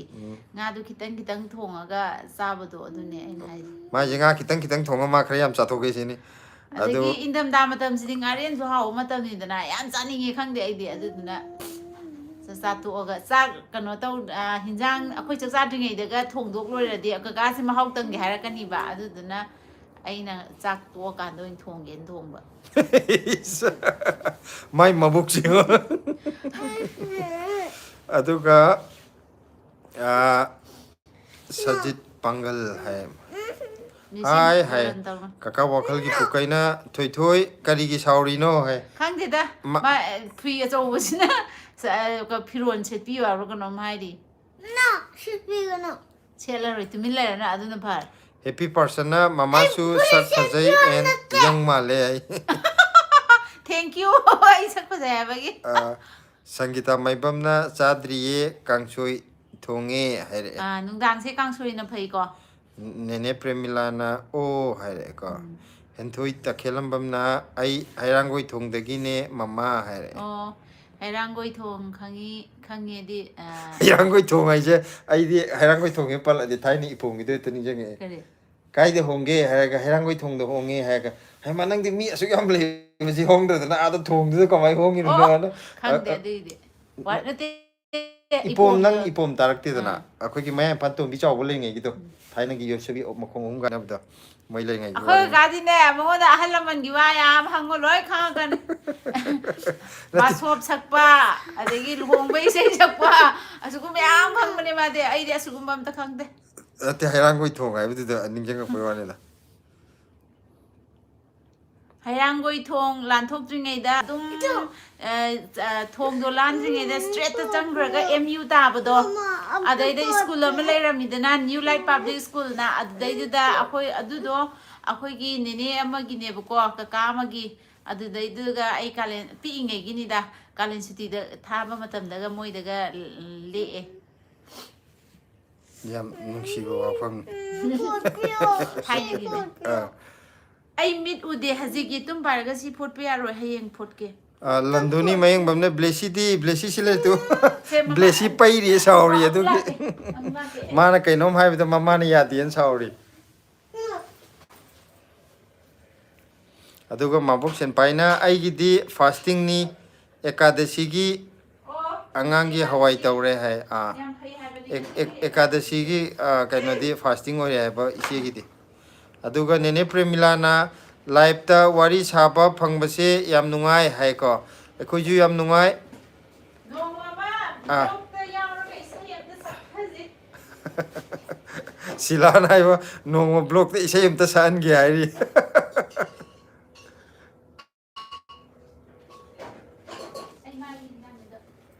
aduga akhoi gi prem gi na atai matam dadi ꯆꯥꯗ꯭ꯔꯁꯨ ꯅꯤꯡꯊꯝꯊꯥ ꯃꯇꯝꯁꯤꯗꯗꯤ ꯅꯨꯡꯇꯤꯒꯤ ꯊꯣꯡꯊꯔꯣ ꯍꯥꯏꯁꯤꯗ ꯂꯩꯔꯦ ꯅꯅꯥꯎꯗꯤ ꯑꯗꯣ ꯇꯥꯃꯣꯁꯨ ꯌꯥꯝꯅ ꯅꯨꯡꯇꯤꯒꯤ ꯂꯣꯏꯔꯦ ꯑꯩ ꯍꯔꯥꯎꯍꯜꯂꯣ ꯅꯨꯡꯇꯤꯒꯤ ꯂꯩꯕ ꯌꯥꯅꯕ ꯃꯥꯔꯣ ꯃꯥ ꯆꯥꯅꯤꯡꯗ꯭ꯔꯁꯨ ꯑꯩꯅ ꯆꯥꯅꯤꯡꯉꯦ ꯍꯥꯏꯗꯤ ꯑꯗꯨꯝ ꯂꯩꯕꯤꯗ ꯃꯥ ꯊꯥꯒꯠꯄꯤꯒꯦ ꯈꯔ ꯀꯩꯒꯤꯅꯣ ꯍꯥꯏꯕꯗꯅꯦ ꯃꯥ ꯂꯩꯁꯤꯁꯨ ꯑꯇꯩꯒꯤ ꯅꯠꯇꯦꯕ ꯍꯥꯏꯗꯤ ꯑꯩꯗꯣ ꯍꯥꯎꯇ꯭ꯔꯗꯤ ꯆꯥꯛꯁꯦ ꯁꯨꯡꯆꯥ ꯆꯥꯗꯦꯕ ꯆꯥꯅꯤꯡꯗꯦ ꯁꯨꯡꯆꯥ ꯍꯦꯛ ꯆꯥꯅꯤꯡꯗꯦ ꯀꯩꯒꯤꯅꯣ ꯈꯪꯗꯦ ꯑꯌꯨꯛꯀꯁꯤꯗꯤ ꯆꯥꯛ ꯆꯥꯕꯒ ꯀꯥꯎꯏꯗ ꯑꯩꯗꯤ ꯏꯟꯖꯥꯡꯒ ꯈꯔ ꯅꯥꯇꯩ ꯆꯥꯗ꯭ꯔꯗꯤ ꯀꯦ ꯇꯨꯡꯁꯤꯜ ꯍꯥꯏꯀꯣ ꯍꯥꯏ ꯍꯥꯏ ꯑꯗꯨꯒ ꯂꯟꯙꯣꯅꯤ ꯃꯌꯦꯡꯕꯝꯅ ꯕ꯭ꯂꯦꯁꯤ ꯀꯩꯗꯧꯔꯤꯅꯣ ꯍꯥꯏ ꯂꯥꯏ ꯈꯨꯠꯁꯥꯡꯕꯤ ꯃꯥꯏ ꯂꯥꯛꯆꯅꯤ ꯕ꯭ꯂꯦꯁꯤ ꯄꯩꯔꯤ ꯑꯁ꯭ꯋꯥꯏꯗ ꯃꯌꯥꯝ ꯂꯥꯏꯛ ꯅꯝꯕ ꯀꯥꯎꯕꯤꯔꯕ꯭ꯔꯣ ꯂꯥꯏꯛ ꯅꯝꯕꯤꯌꯣ ꯀꯦꯂꯣꯀꯤꯟ ꯍꯥꯏꯌꯦ ꯄꯄꯥ ꯍꯦꯄꯤ ꯄꯥꯔꯁꯟꯅꯦ ꯀꯝꯄ꯭ꯌꯨꯇꯔꯗꯒꯤꯅꯦ ꯍꯥꯏꯕ ꯑꯣ ꯉꯁꯥꯏ ꯍꯦꯄꯤ ꯕꯥꯔꯊꯗꯦ ꯀꯝꯄ꯭ꯌꯨꯇꯔꯗꯒꯤ ꯂꯥꯛꯄꯅ ꯁꯤ ꯃꯃꯤꯡꯒꯤ ꯑꯇꯣꯞꯄ ꯂꯩꯈꯤꯕ ꯑꯣ ꯑꯗꯨꯒ ꯁꯦ ꯀꯀꯥ ꯕꯣꯏꯆꯥꯁꯨ ꯂꯥꯛꯑꯦ ꯇꯥꯃꯣ 이태ꯏꯃ ꯍꯌꯦꯡ ꯉꯥꯔꯦꯟꯗꯣ ꯃꯨꯛꯕꯥꯡ ꯇꯧꯔꯛꯑꯣ ꯍꯥꯏ ꯃꯨꯛꯕꯥꯡ ꯇꯧꯕꯗꯤ ꯌꯥꯔꯔꯣꯏ ꯀꯀꯥ ꯊꯕꯛ ꯆꯠꯇꯣꯏꯅꯤꯅ ꯑꯗꯨꯒ ꯅꯥꯎꯔꯦꯝ ꯇꯣꯝꯕꯤꯝꯆꯥ ꯗꯦꯕꯤ ꯁꯤꯂꯥꯗꯤ ꯑꯉꯥꯡꯅꯤ ꯈꯪꯂꯣꯏꯌꯦ ꯍꯥꯏꯔꯦ ꯑꯩꯈꯣꯏ ꯀꯥꯅ ꯍꯦꯟꯅ ꯑꯉꯥꯡꯅꯤꯗ ꯑꯩꯅ ꯍꯦꯟꯅ ꯍꯜꯂꯤꯅꯦ ꯃꯉꯣꯟꯗ ꯑꯗꯨꯒ ꯀꯀꯥꯒꯤ ꯋꯥꯈꯜ ꯄꯨꯀꯩꯅ ꯍꯧꯖꯤꯛꯇꯤ ꯁꯥꯇ꯭ꯔ ꯌꯥꯝꯗ꯭ꯔꯕꯅꯦ ꯑꯗꯨꯒ ꯃ꯭ꯌꯨꯖꯤꯛ ꯀꯣꯂꯦꯖꯁꯨ ꯑꯣꯟꯈ꯭ꯔꯕꯅꯦ ꯍꯥꯏꯕ ꯑꯣ ꯅꯪꯅ ꯀꯩꯅꯣ ꯆꯠꯂꯨꯏ ꯍꯥꯏꯕ ꯁ꯭ꯀꯨꯜꯗꯣ ꯑꯣꯏꯔ ꯃꯥꯜꯂꯦ ꯑꯣ ꯑꯇꯣꯞꯄ ꯀꯩꯅꯣ ꯇꯧꯈ꯭ꯔꯕꯅꯦ ꯁ꯭ꯀꯨꯜꯗꯣ ꯇꯣꯛꯈ꯭ꯔꯦ ꯍꯥꯏꯕꯅꯦ ꯑꯇꯣꯞꯄ ꯑꯃ ꯑꯣꯏꯅ ꯑꯣꯟꯈꯔꯦ ꯀꯥꯏꯗꯤ ꯍꯥꯏ ꯑꯗꯨꯒ ꯃ꯭ꯌꯨꯖꯤꯛ ꯁ꯭ꯀꯨꯜꯅꯦꯗꯤ ꯈꯪꯗꯦ ꯑꯗꯨꯒ ꯅꯦꯅꯦ ꯄ꯭ꯔꯦꯃꯤꯂꯥꯅ ꯍꯣꯏ ꯍꯣꯏ ꯑꯩ ꯁꯤꯗꯁꯨ ꯏꯁꯩ ꯄ꯭ꯔꯣꯒ꯭ꯔꯥꯝ ꯃꯥꯏꯁꯦ ꯆꯠꯂꯦ ꯍꯥꯏꯔꯣ ꯆꯠꯇꯦ ꯍꯥꯏꯗꯣꯏꯔꯥ ꯆꯠꯇꯦ ꯍꯥꯏꯕ ꯑꯣꯏꯔ ꯃꯥꯅꯤꯀꯣ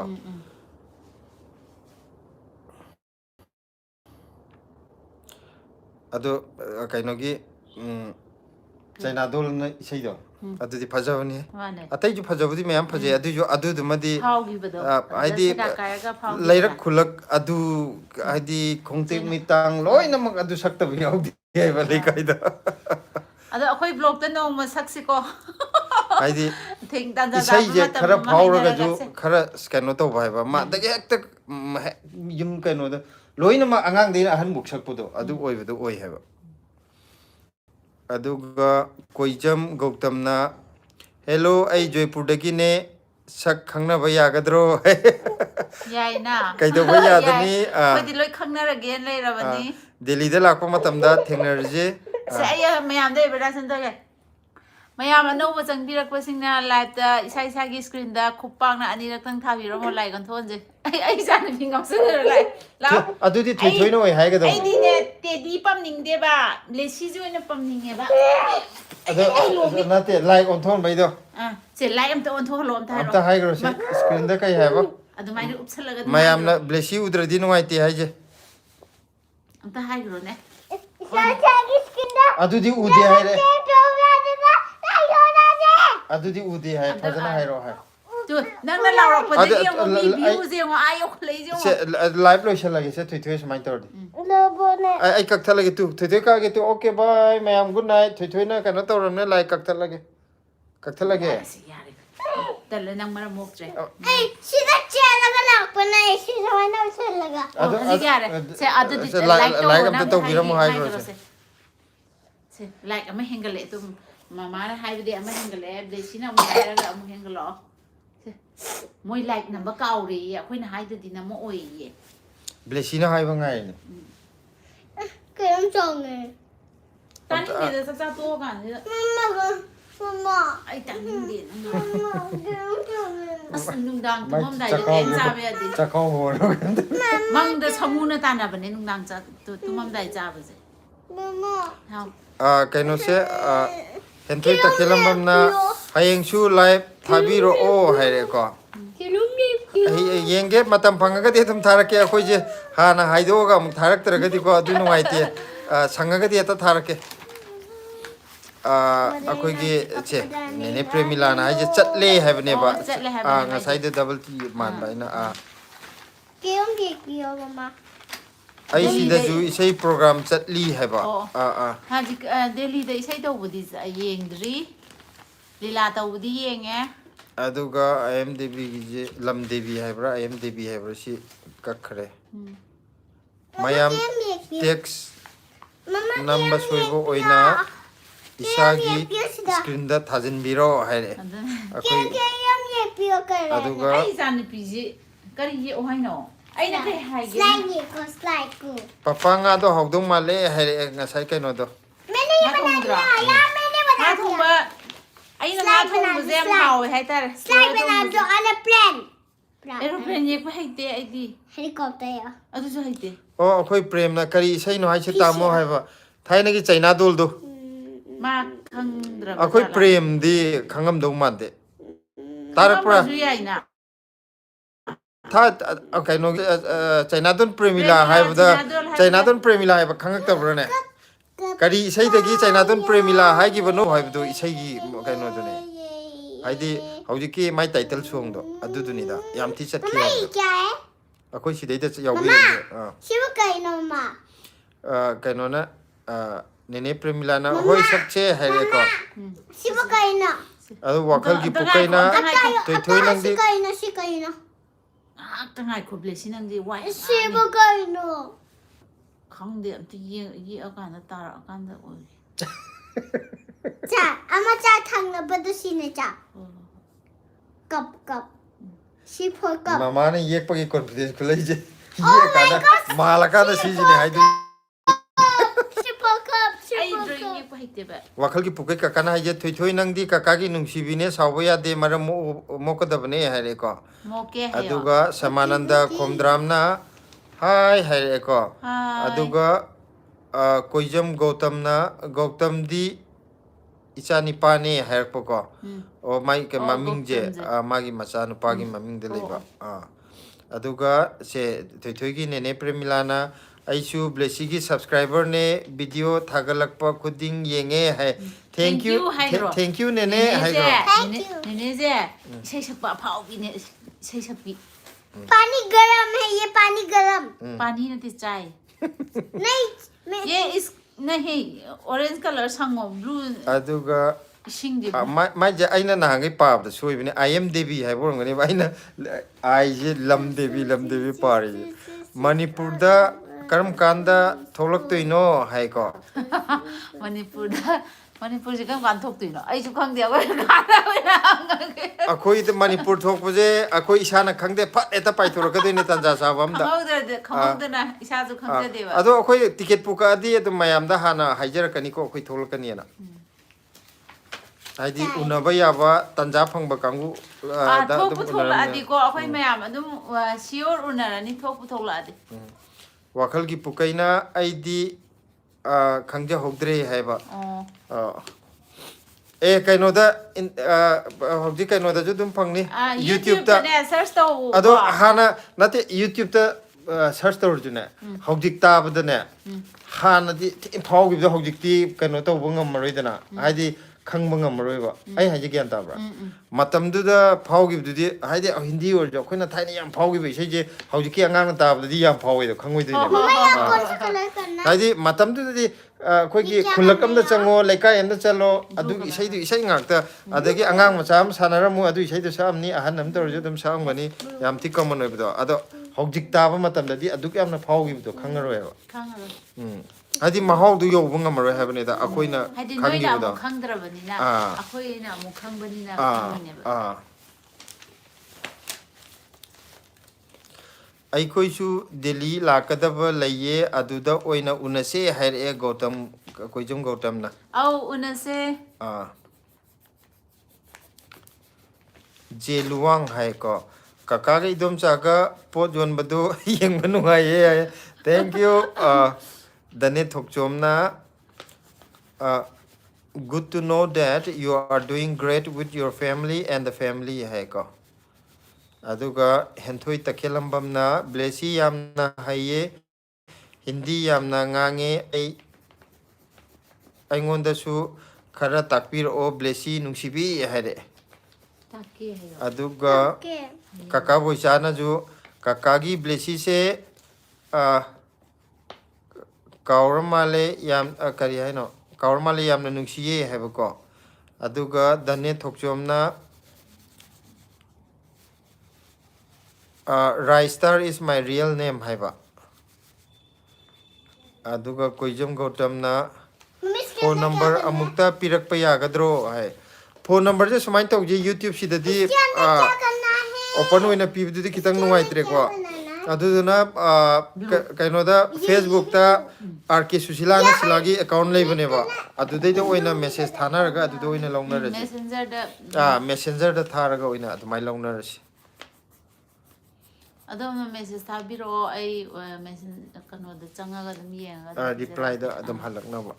hadi YouTube sidadi pura open hoibani nungai te da number do Santosh Khetri mayumna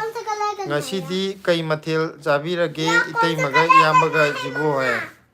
akoi di ngasi di cham na kangsoi oina chare nga budi thonge bo ko ado silana ai chak tok pa ngai ro in thonge green color cha thok khani na madi am saninge bo ko adu duna hadi ngasai ayuk chu ngarang bang di thalo thong nge thau gi thau dum cha le bi ne ko bi kangsoi do mana ai thau yam cha gi ni pakat ba aduga ka gi hinjang ji am nam chai bu ko hadi nga thonge gai na ga chi cha bu lake ba mara aduga se kaka wakal pukai gi iteima nahanwari ama lei haibado hujigai birak pa yagadra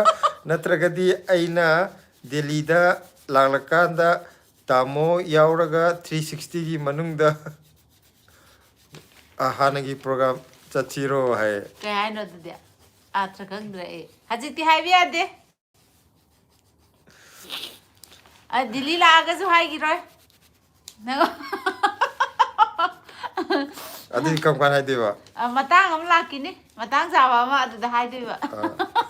yam luri e natai me wajdi khara luba wa oidore he aduga koijam gautam na hoi hai re ko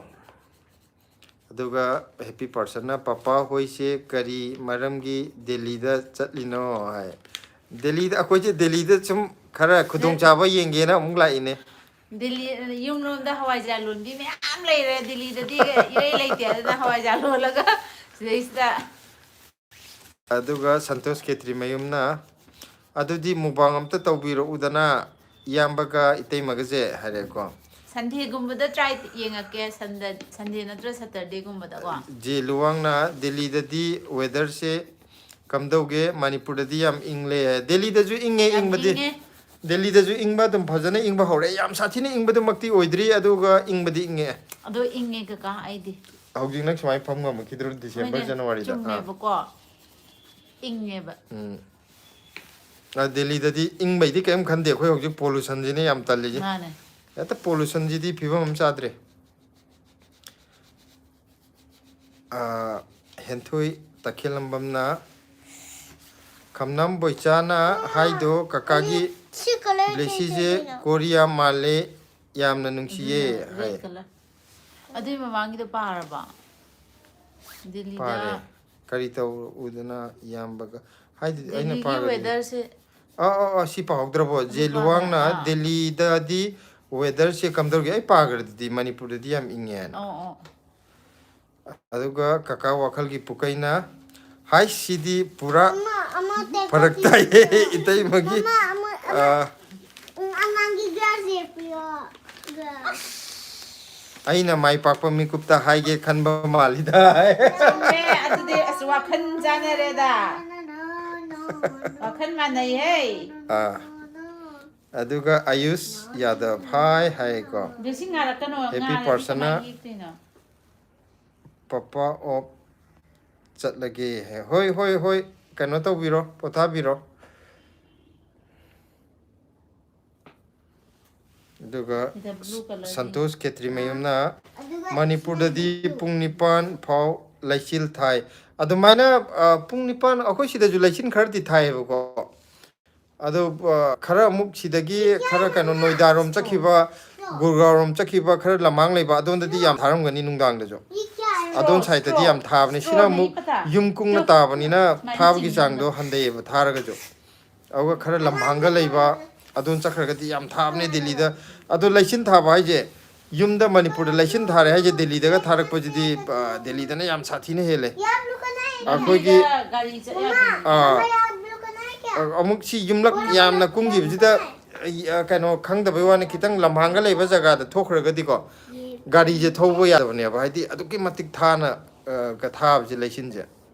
ꯌꯨꯝꯗ ꯑꯗꯨꯃꯥꯏꯅ ꯊꯥꯕ ꯑꯃꯨꯛꯇ ꯊꯦꯡꯅꯔꯛꯇꯦꯕ ꯁꯤꯗ ꯃꯣꯏꯅ ꯍꯦꯟꯅ ꯏꯪꯉꯝꯗꯧ ꯃꯥꯜꯂꯦ ꯑꯩꯅ ꯈꯟꯕꯗ ꯍꯦꯜꯂꯝꯒꯅꯤ ꯍꯥꯏꯗꯤ ꯏꯪꯕꯒꯤ ꯃꯇꯝꯁꯦ ꯇꯦꯜꯂꯦ ꯃꯇꯝ ꯍꯥꯏꯕꯩ ꯋꯥꯅꯦꯕ ꯇꯦꯜꯂꯒꯁꯨ ꯌꯥꯝ ꯁꯥꯊꯤꯅ ꯏꯪꯉꯀꯥꯟꯗ ꯌꯥꯝ ꯁꯥꯊꯤꯅ ꯁꯥꯊꯤꯅ ꯏꯪꯉꯦꯕ ꯏꯪꯕ ꯍꯥꯏꯗꯤ ꯁꯤꯝꯂꯥ ꯂꯩꯔꯤꯉꯩꯒꯤ ꯏꯪꯕ ꯑꯗꯨ ꯑꯗꯨꯃꯥꯏꯅꯒ ꯗꯦꯜꯂꯤꯒꯤ ꯂꯩꯁꯤꯟ ꯊꯥꯕꯒꯁꯦ ꯅꯪꯗꯤ ꯎꯗ꯭ꯔꯤꯕꯅꯦ ꯀꯥꯡ ꯑꯃꯗꯨꯗ ꯄꯥꯏꯈ꯭ꯔꯦ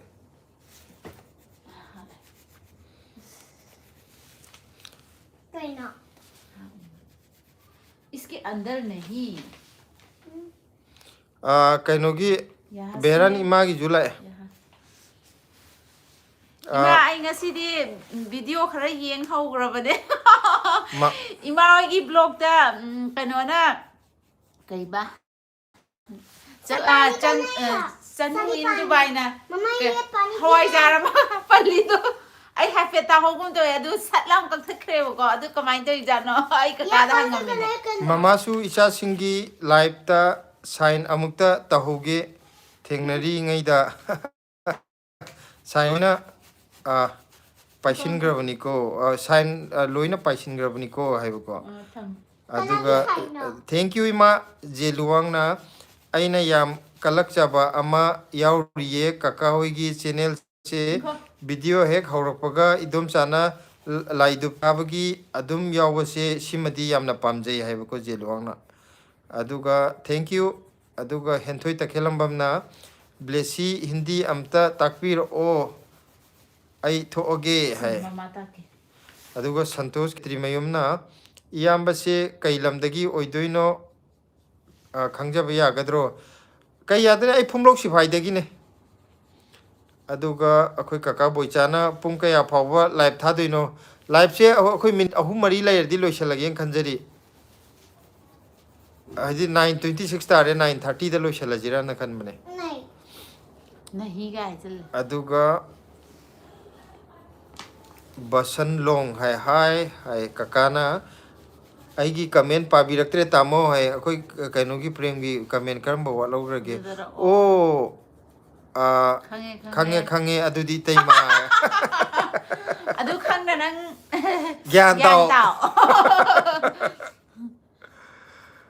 अदुगा आरती मयंग लंबम हाइबने कका हाइरे को कोई कासे मयांगी ककानी को थिथुइना दादा को वो सॉरी तो कका को वो तो दादा को पुगी थिथुइना कका को वो नो है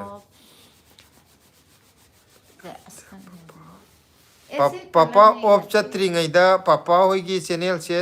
शॉर्ट थेंगनबने है को आई सिना कोंग द काम जकरे अस अइना कांगदुदि हातोक्रबन हागजर ए होगे आरती मयांग लंबना अखोगी शॉर्ट करम बथेंगनर इनो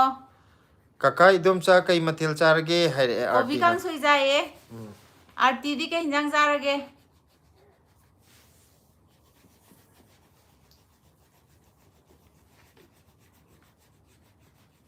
अदो निंगथमदा संगमनिना हौजी सिंजांग या अथोंग अथोंग लोय हावरने खंगदिदा nga thong nga हाइदी इरोन बोरजु हावे हौजिक मतमदा कांगसुयोरजु होय nga चाखर थागा दम थोंबा दम हावे निंगथम था हावबुदी हावे कालेन मतमदना चाकसे nga थोंजु चाइंगदिदना एजी इरोंबगुम खजानी निंगथम थाददी एंगो सिदै खर लेदि हंगाम वास क्याम हावराने हंगाम का कनोदो अदु चाब हाव आरती मेंग लंबमना कांगसुई चारे आइजु हायरे चमानारे दुदि अखोय सिंगांगबम बोरेंद्रो हाय हाय को जेलुवांगना ककागा इदम चागागी सही कया नुक्सिनरपगे लुहोंगलके हाइबिर ओ चै कया नुक्सिनरगा लुहोंगके इबानी सुनु नुक्सिनरते फारगा मया मया भाबीबन फारगा दि आइना फाव नते नंगना फाव मया नते नजु फादेदा हाइनेरगा मम्मा अदुम ये क्या है अम्मा नाम लोय हंगनरंबगी को सही जु मतंग से यासलक्तरे ना ससत यानरकवा जाने नोंग मसिगी मतंग दा खोई ब्लॉग अम सेमजरके आइदी कैनो तो होइना सिगी वारी होइना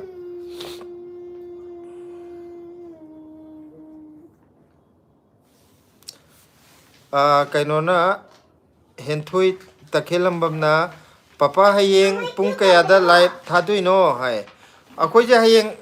sure di haiba ngamde ko live se tharakani tharoi haiba kaigomba tharaga di pung 9 swai degi horke blessy se an disturb to 19 user na hai kaka nungai ribo hai 19 user la e nungai jari santosh khetri mayumna aigi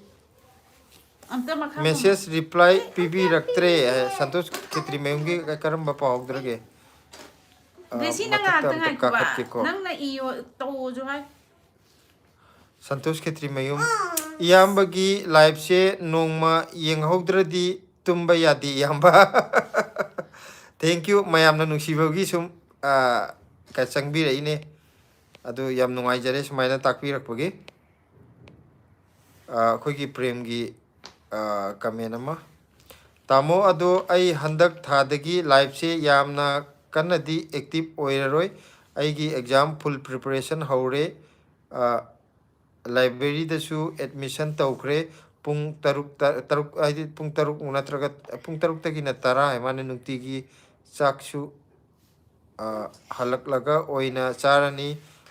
phone pak pairaroi khangan jabagi khangan janing bagi haijabane na hai ko adu tabada yamthina harawe ai nauna sumaina kano tawni habdo haidi live sidi ngahaki sumayam punbagi wane inawga dum tungda jo dum sana dau leire adu si jigi oina sumaina hotna bagi live sangoi habdi tabada yamthi harawe adu kanno hono kano dili dala ba nati adaida leiraga juma library changa khara live kanu tawni haba aduna matam charingai da hujuk pawro hayeng kona matam hendo khurga da paninga ga ju pa ka shu yaroi doine aduduna yam kana honaro akoina ju inaugi da makte ishor da like khoiram doine mai pak na ba inaugi RT mai pak ta ya de tawsima phang da ya de haraga honna ta ba RT mayang lambamna kakagi isaro lairik pari do hai mane ai isane amajini chanupi han amajini chanupi atombi ai ngondro mai sa ila yang katiri Melody ide oji. Rengi. 19 user na kai ansang charagi inama haire ngasi ko bi gang sui jai ai je blessy na thaba yam chilale ba aduga RT mayang lambamna kakagi isa kya surage sida ani phami to wathi je ma Na papa na wati. si color phajana chango ko 19 user na hi blessy yeng o hai tu blessy sida lai blessy ji makhut marathon thingile me ikai gare blessy ja mi kai papa lagna ro ikai gare अखोई काका बोईचागिना तामोना पोचै थाबदो ऐसु याम पामे है अखोई जो सुम पोचै थाबजु याम नुंगाई को सिजना याम चाब चादबै ngak natana sum pothabam haitare na khang de nuai aduga laijelimbi chak charabro hai chak chanarabo hai ba अखोई चारे laijelimbi di kari mathil chagar ge ngasi santosh khetri mayumna leptabi live nambir o yamba support lairiko aikoi mayam hai adum hoi asang bada adum katorke mayam laibanina haidi akoi mayam na yengbiraktragadi wari watai sumaina nungaina sana baije akoina minute tara phana adum leptana kasungang ba yaponte mayam na nungsibagi mayam na comment pirpagi sum continue tawrini ko je luwang na delhi da private company gi salary se average ta kayamuk oige kaino ne private company haje haidi man tawri ba thabak tu gi makha pole ko haidi sam na haibda mayam na yam na kaino tawna paisa ju kitang phajana phang ba haitare koi bpo gumba haidi mnc gumba da tawna bje masai ngang ba sakpa khara phajana fluency oiba adu tawgi ba kangu jidi adum aham changbada 50 mukti dum phangam do male hujikse aduga hoi 30 da gina 50 je 50 jina khar chaw 30 mukte horom do male engkan ba 30 mukte horom gani adu experience khar legra ga di 50 da dum yor kani sahi taram kari maga tawrak pa khar phajana experience le bu di adum lakh amadena ama makhaiba manungdaga dum phangbane aduga aduna taba atopa thabak macha macha oina ju mayam leiko adudi mai mai thabak tu gi makha pole adu yam common oina tongnaba paisa tan magi oina haita diko khoigi bpo tobji yam tongnai aduga magina thabak ti kitang oi thabak wa ba ya te na taba khoigi nungdang da tobunina ayuk nungdin da tummaga leirani ade hogulak pa matamda yamna adu ada koi chatpagi haidi summayam punbado kitang di ware sumna hoi kano off Saturday Sunday off layer di kano to numitu da di fare adu orga ju sum pothaning ba phaw khot pa to budo aduga e paisa khara ai matam khara paisa tan ge har ga di yam phaw thabuk ni Hajayin ang naipada. 19 user na inamase bindi nappa yamna phajaye hai bindi namba yam phajaye silana aduga kaka boichana blessy kaka tumage hai hoi good night kaka hai gro kaka good night hai gro amta hai gro good night hai soya da ne mas tumgan hoi wari sana gi ja wari sana gale nati ko mana to no pai gre blessy ma lok kano tarok pagi ne lok thung bai ne du budi farak pagi adu kaka na tha amagi manungda amuk tang oina paijarak lage ado thoi thoi gi unaba phanglaroi khanbada yam nungai jade hoi tamo nanaw na khanjabasu madumakni aigi angang oiringai gi emne hai kan hono kaidabugi thoi thoi siloi lai jidi thoi thoi ga unaninga ju nang he changba matamda dum wari sanabe ai ko laijelembi nga sare itei haire moi jang hau jagre khoi jo heng chani khoi ngaren chagena thongdome aduga khoi premgi ado tamo ai off lairage thoi thoi nungsibi good night itei ma good night se kaka wakhal puge kaka good night haiga amda haido khara Good night, good night. Good night prem aduga laisi hai hello haire laijelembina blessy che class kya karage hai blessy nang class kya no Nashida. nursery tami blessy je santosh ketri mem na blessy good night bye bye amukta tawro o bye bye amukta tawro se good night hai gro good night hai gro good night hai gro good night hai gro Good night, good night. laisina hai haire ko GLM na ju hai haire 19 user na inama ngasi di wakhal yam nungaite kaigino khangde kapningi koi dore kapningi yamna haine 19 user kaigino koi dore na kari nungaitab leire adu live yengba wakhal khara nungaire hai kaka ina maga wari sabase yamna nungai hai ko koi do yaurage laijelembina ichega iteiga se kailamdagino hai aikhoi ju phomlok se faidagi ne ado khoi 19 user na wakhal yam nungai tije mayam mamang dadi hai bidi nungai tabo oiram do mala sonuna kaha se ho bhai sahab hai हम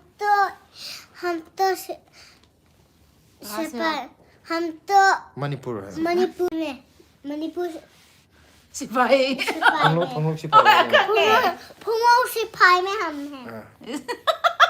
hindi dara di besi on khumala ya हम तो loisala jira ya hadi kuire ya amdi leire mi budi tum kan to ni बाबा मेरे को सदारो pung amadi hera mal kuire keno pung nipan de ngasa nipan me ado to gidena santosh ketri mayumna ngasi gidi yamba amadi yamba thamjari itei mamadi yamba thamjare habago laijelembina ngali ngali akoi kharanga na to wa dugine santosh ketri mayumna good night santosh good night angel laije ko blessy good night inama tamo good night laijelembi aikoi changlak tangairi laijelembi yau khar thenge hayeng kharanga na lao pung ni pa dai da mi jong bar yam khalak po 19 user na blessy good night haren 19 user wakhan nuai ta ba to gono hara harau na layo ꯀꯥ ꯍꯦꯟꯅ ꯈꯟꯖꯜꯂꯨꯅꯨ ꯑꯇꯣꯞꯄ ꯀꯩꯅꯣ ꯇꯧꯔꯒ ꯑꯩꯈꯣꯏ ꯃꯁꯦꯟ ꯁꯤꯌꯔ ꯇꯧꯔꯒ ꯅꯨꯡꯉꯥꯏꯅ ꯂꯩꯁꯤ ꯅꯨꯡꯉꯥꯏꯇꯕ ꯈꯟꯒꯅꯨ ꯌꯦꯜꯂꯣ ꯌꯦꯜꯂꯣ ꯊꯣꯡꯂꯦꯟ ꯈꯥꯏꯗꯦꯝꯅ ꯍꯥꯏ ꯂꯥꯏꯖ ꯂꯦꯝꯕꯤꯅ ꯍꯣꯏ ꯍꯣꯏ ꯍꯥꯏ ꯑꯗꯨꯅꯦ ꯍꯌꯦꯡ ꯑꯃꯨꯛ ꯊꯦꯡꯅꯔꯁꯦ ꯍꯌꯦꯡ ꯄꯨꯡ ꯀꯩꯒꯨꯝꯕ ꯁꯪꯉꯒꯗꯤ ꯄꯨꯡ 9 ꯑꯗꯨꯋꯥꯏꯗ ꯇꯧꯔꯛꯀꯦ ꯑꯩꯈꯣꯏ ꯑꯗꯣ ꯂꯥꯏꯐꯁꯦ ꯑꯌꯥꯝꯕ ꯃꯇꯝꯗ ꯄꯨꯡ 9 3:30 9 ꯑꯗꯨꯋꯥꯏꯗ ꯑꯗꯨꯝ ꯍꯧꯕꯅꯦꯕꯀꯣ ꯑꯗꯣ ꯂꯥꯏꯖ ꯂꯦꯝꯕꯤ ꯂꯥꯏꯛ ꯑꯝꯇ ꯅꯝꯖꯜꯂꯝꯃꯣ ꯑꯗꯣ ꯐꯔꯦ ꯃꯌꯥꯝ ꯀꯩꯅꯣ ꯇꯧꯔꯁꯦ ꯒꯨꯗ ꯅꯥꯏꯠ ꯑꯣꯏꯔꯁꯦ ꯍꯌꯦꯡ ꯑꯃꯨꯛ ꯊꯦꯡꯅꯕ ꯌꯥꯕ꯭ꯔꯥ ꯌꯦꯡꯁꯦ ꯍꯌꯦꯡ ꯑꯩꯈꯣꯏ ꯃꯇꯝ ꯐꯪꯉꯒꯗꯤ ꯑꯗꯨꯝ ꯁꯣꯏ ꯇꯧꯖꯔꯛꯀꯦ ꯑꯗꯣ ꯉꯁꯤꯒꯤꯗꯤ ꯃꯌꯥꯝ ꯅꯨꯡꯉꯥꯏ ꯅꯨꯡꯉꯥꯏꯅ ꯄꯣꯊꯥꯕꯤꯔꯣ ꯑꯩꯈꯣꯏꯁꯨ ꯄꯣꯊꯥꯔꯒꯦ ꯑꯩꯈꯣꯏꯁꯨ ꯄꯣꯊꯥꯔꯁꯦ ꯍꯣꯏ ꯍꯣꯏ ꯍꯣꯏ ꯍꯣꯏ ꯍꯣꯏ ꯑꯩꯈꯣꯏꯁꯨ ꯌꯥꯝ ꯃꯌꯥꯝ ꯒꯨꯗ ꯅꯥꯏꯠ ꯒꯨꯗ ꯅꯥꯏꯠ ꯆꯤꯁꯦꯟꯄꯥꯏ ꯒꯨꯗ ꯅꯥꯏꯠ ꯂꯥꯏꯖ ꯂꯦꯝꯕꯤ ꯒꯨꯗ ꯅꯥꯏꯠ ꯂꯥꯏꯖꯕꯤ ꯑꯦꯝꯕꯤ bye bye bye good night ꯂꯣꯏꯅꯃꯛ ꯏꯃꯥꯒꯤ ꯏꯃꯥꯅꯁꯨ ꯒꯨꯗ ꯅꯥꯏꯠ ꯏꯃꯥ ꯕꯦꯔꯦꯟꯒꯤ ꯏꯃꯥ ꯒꯨꯗ ꯅꯥꯏꯠ ꯑꯩꯈꯣꯏꯗꯤ ꯉꯥꯜꯂꯤ ꯍꯥꯏꯕ ꯃꯥꯜꯂꯦ ꯑꯩꯈꯣꯏꯒꯤꯗꯤ ꯉꯜꯂꯤ ꯍꯥꯏꯕ ꯏꯃꯥꯒ ꯀꯩꯅꯣ ꯇꯧꯋꯦ ꯏꯃꯥ ꯒꯨꯗ ꯅꯥꯏꯠ ꯑꯩꯈꯣꯏꯒꯤꯗꯤ ꯒꯨꯗ ꯅꯥꯏꯠ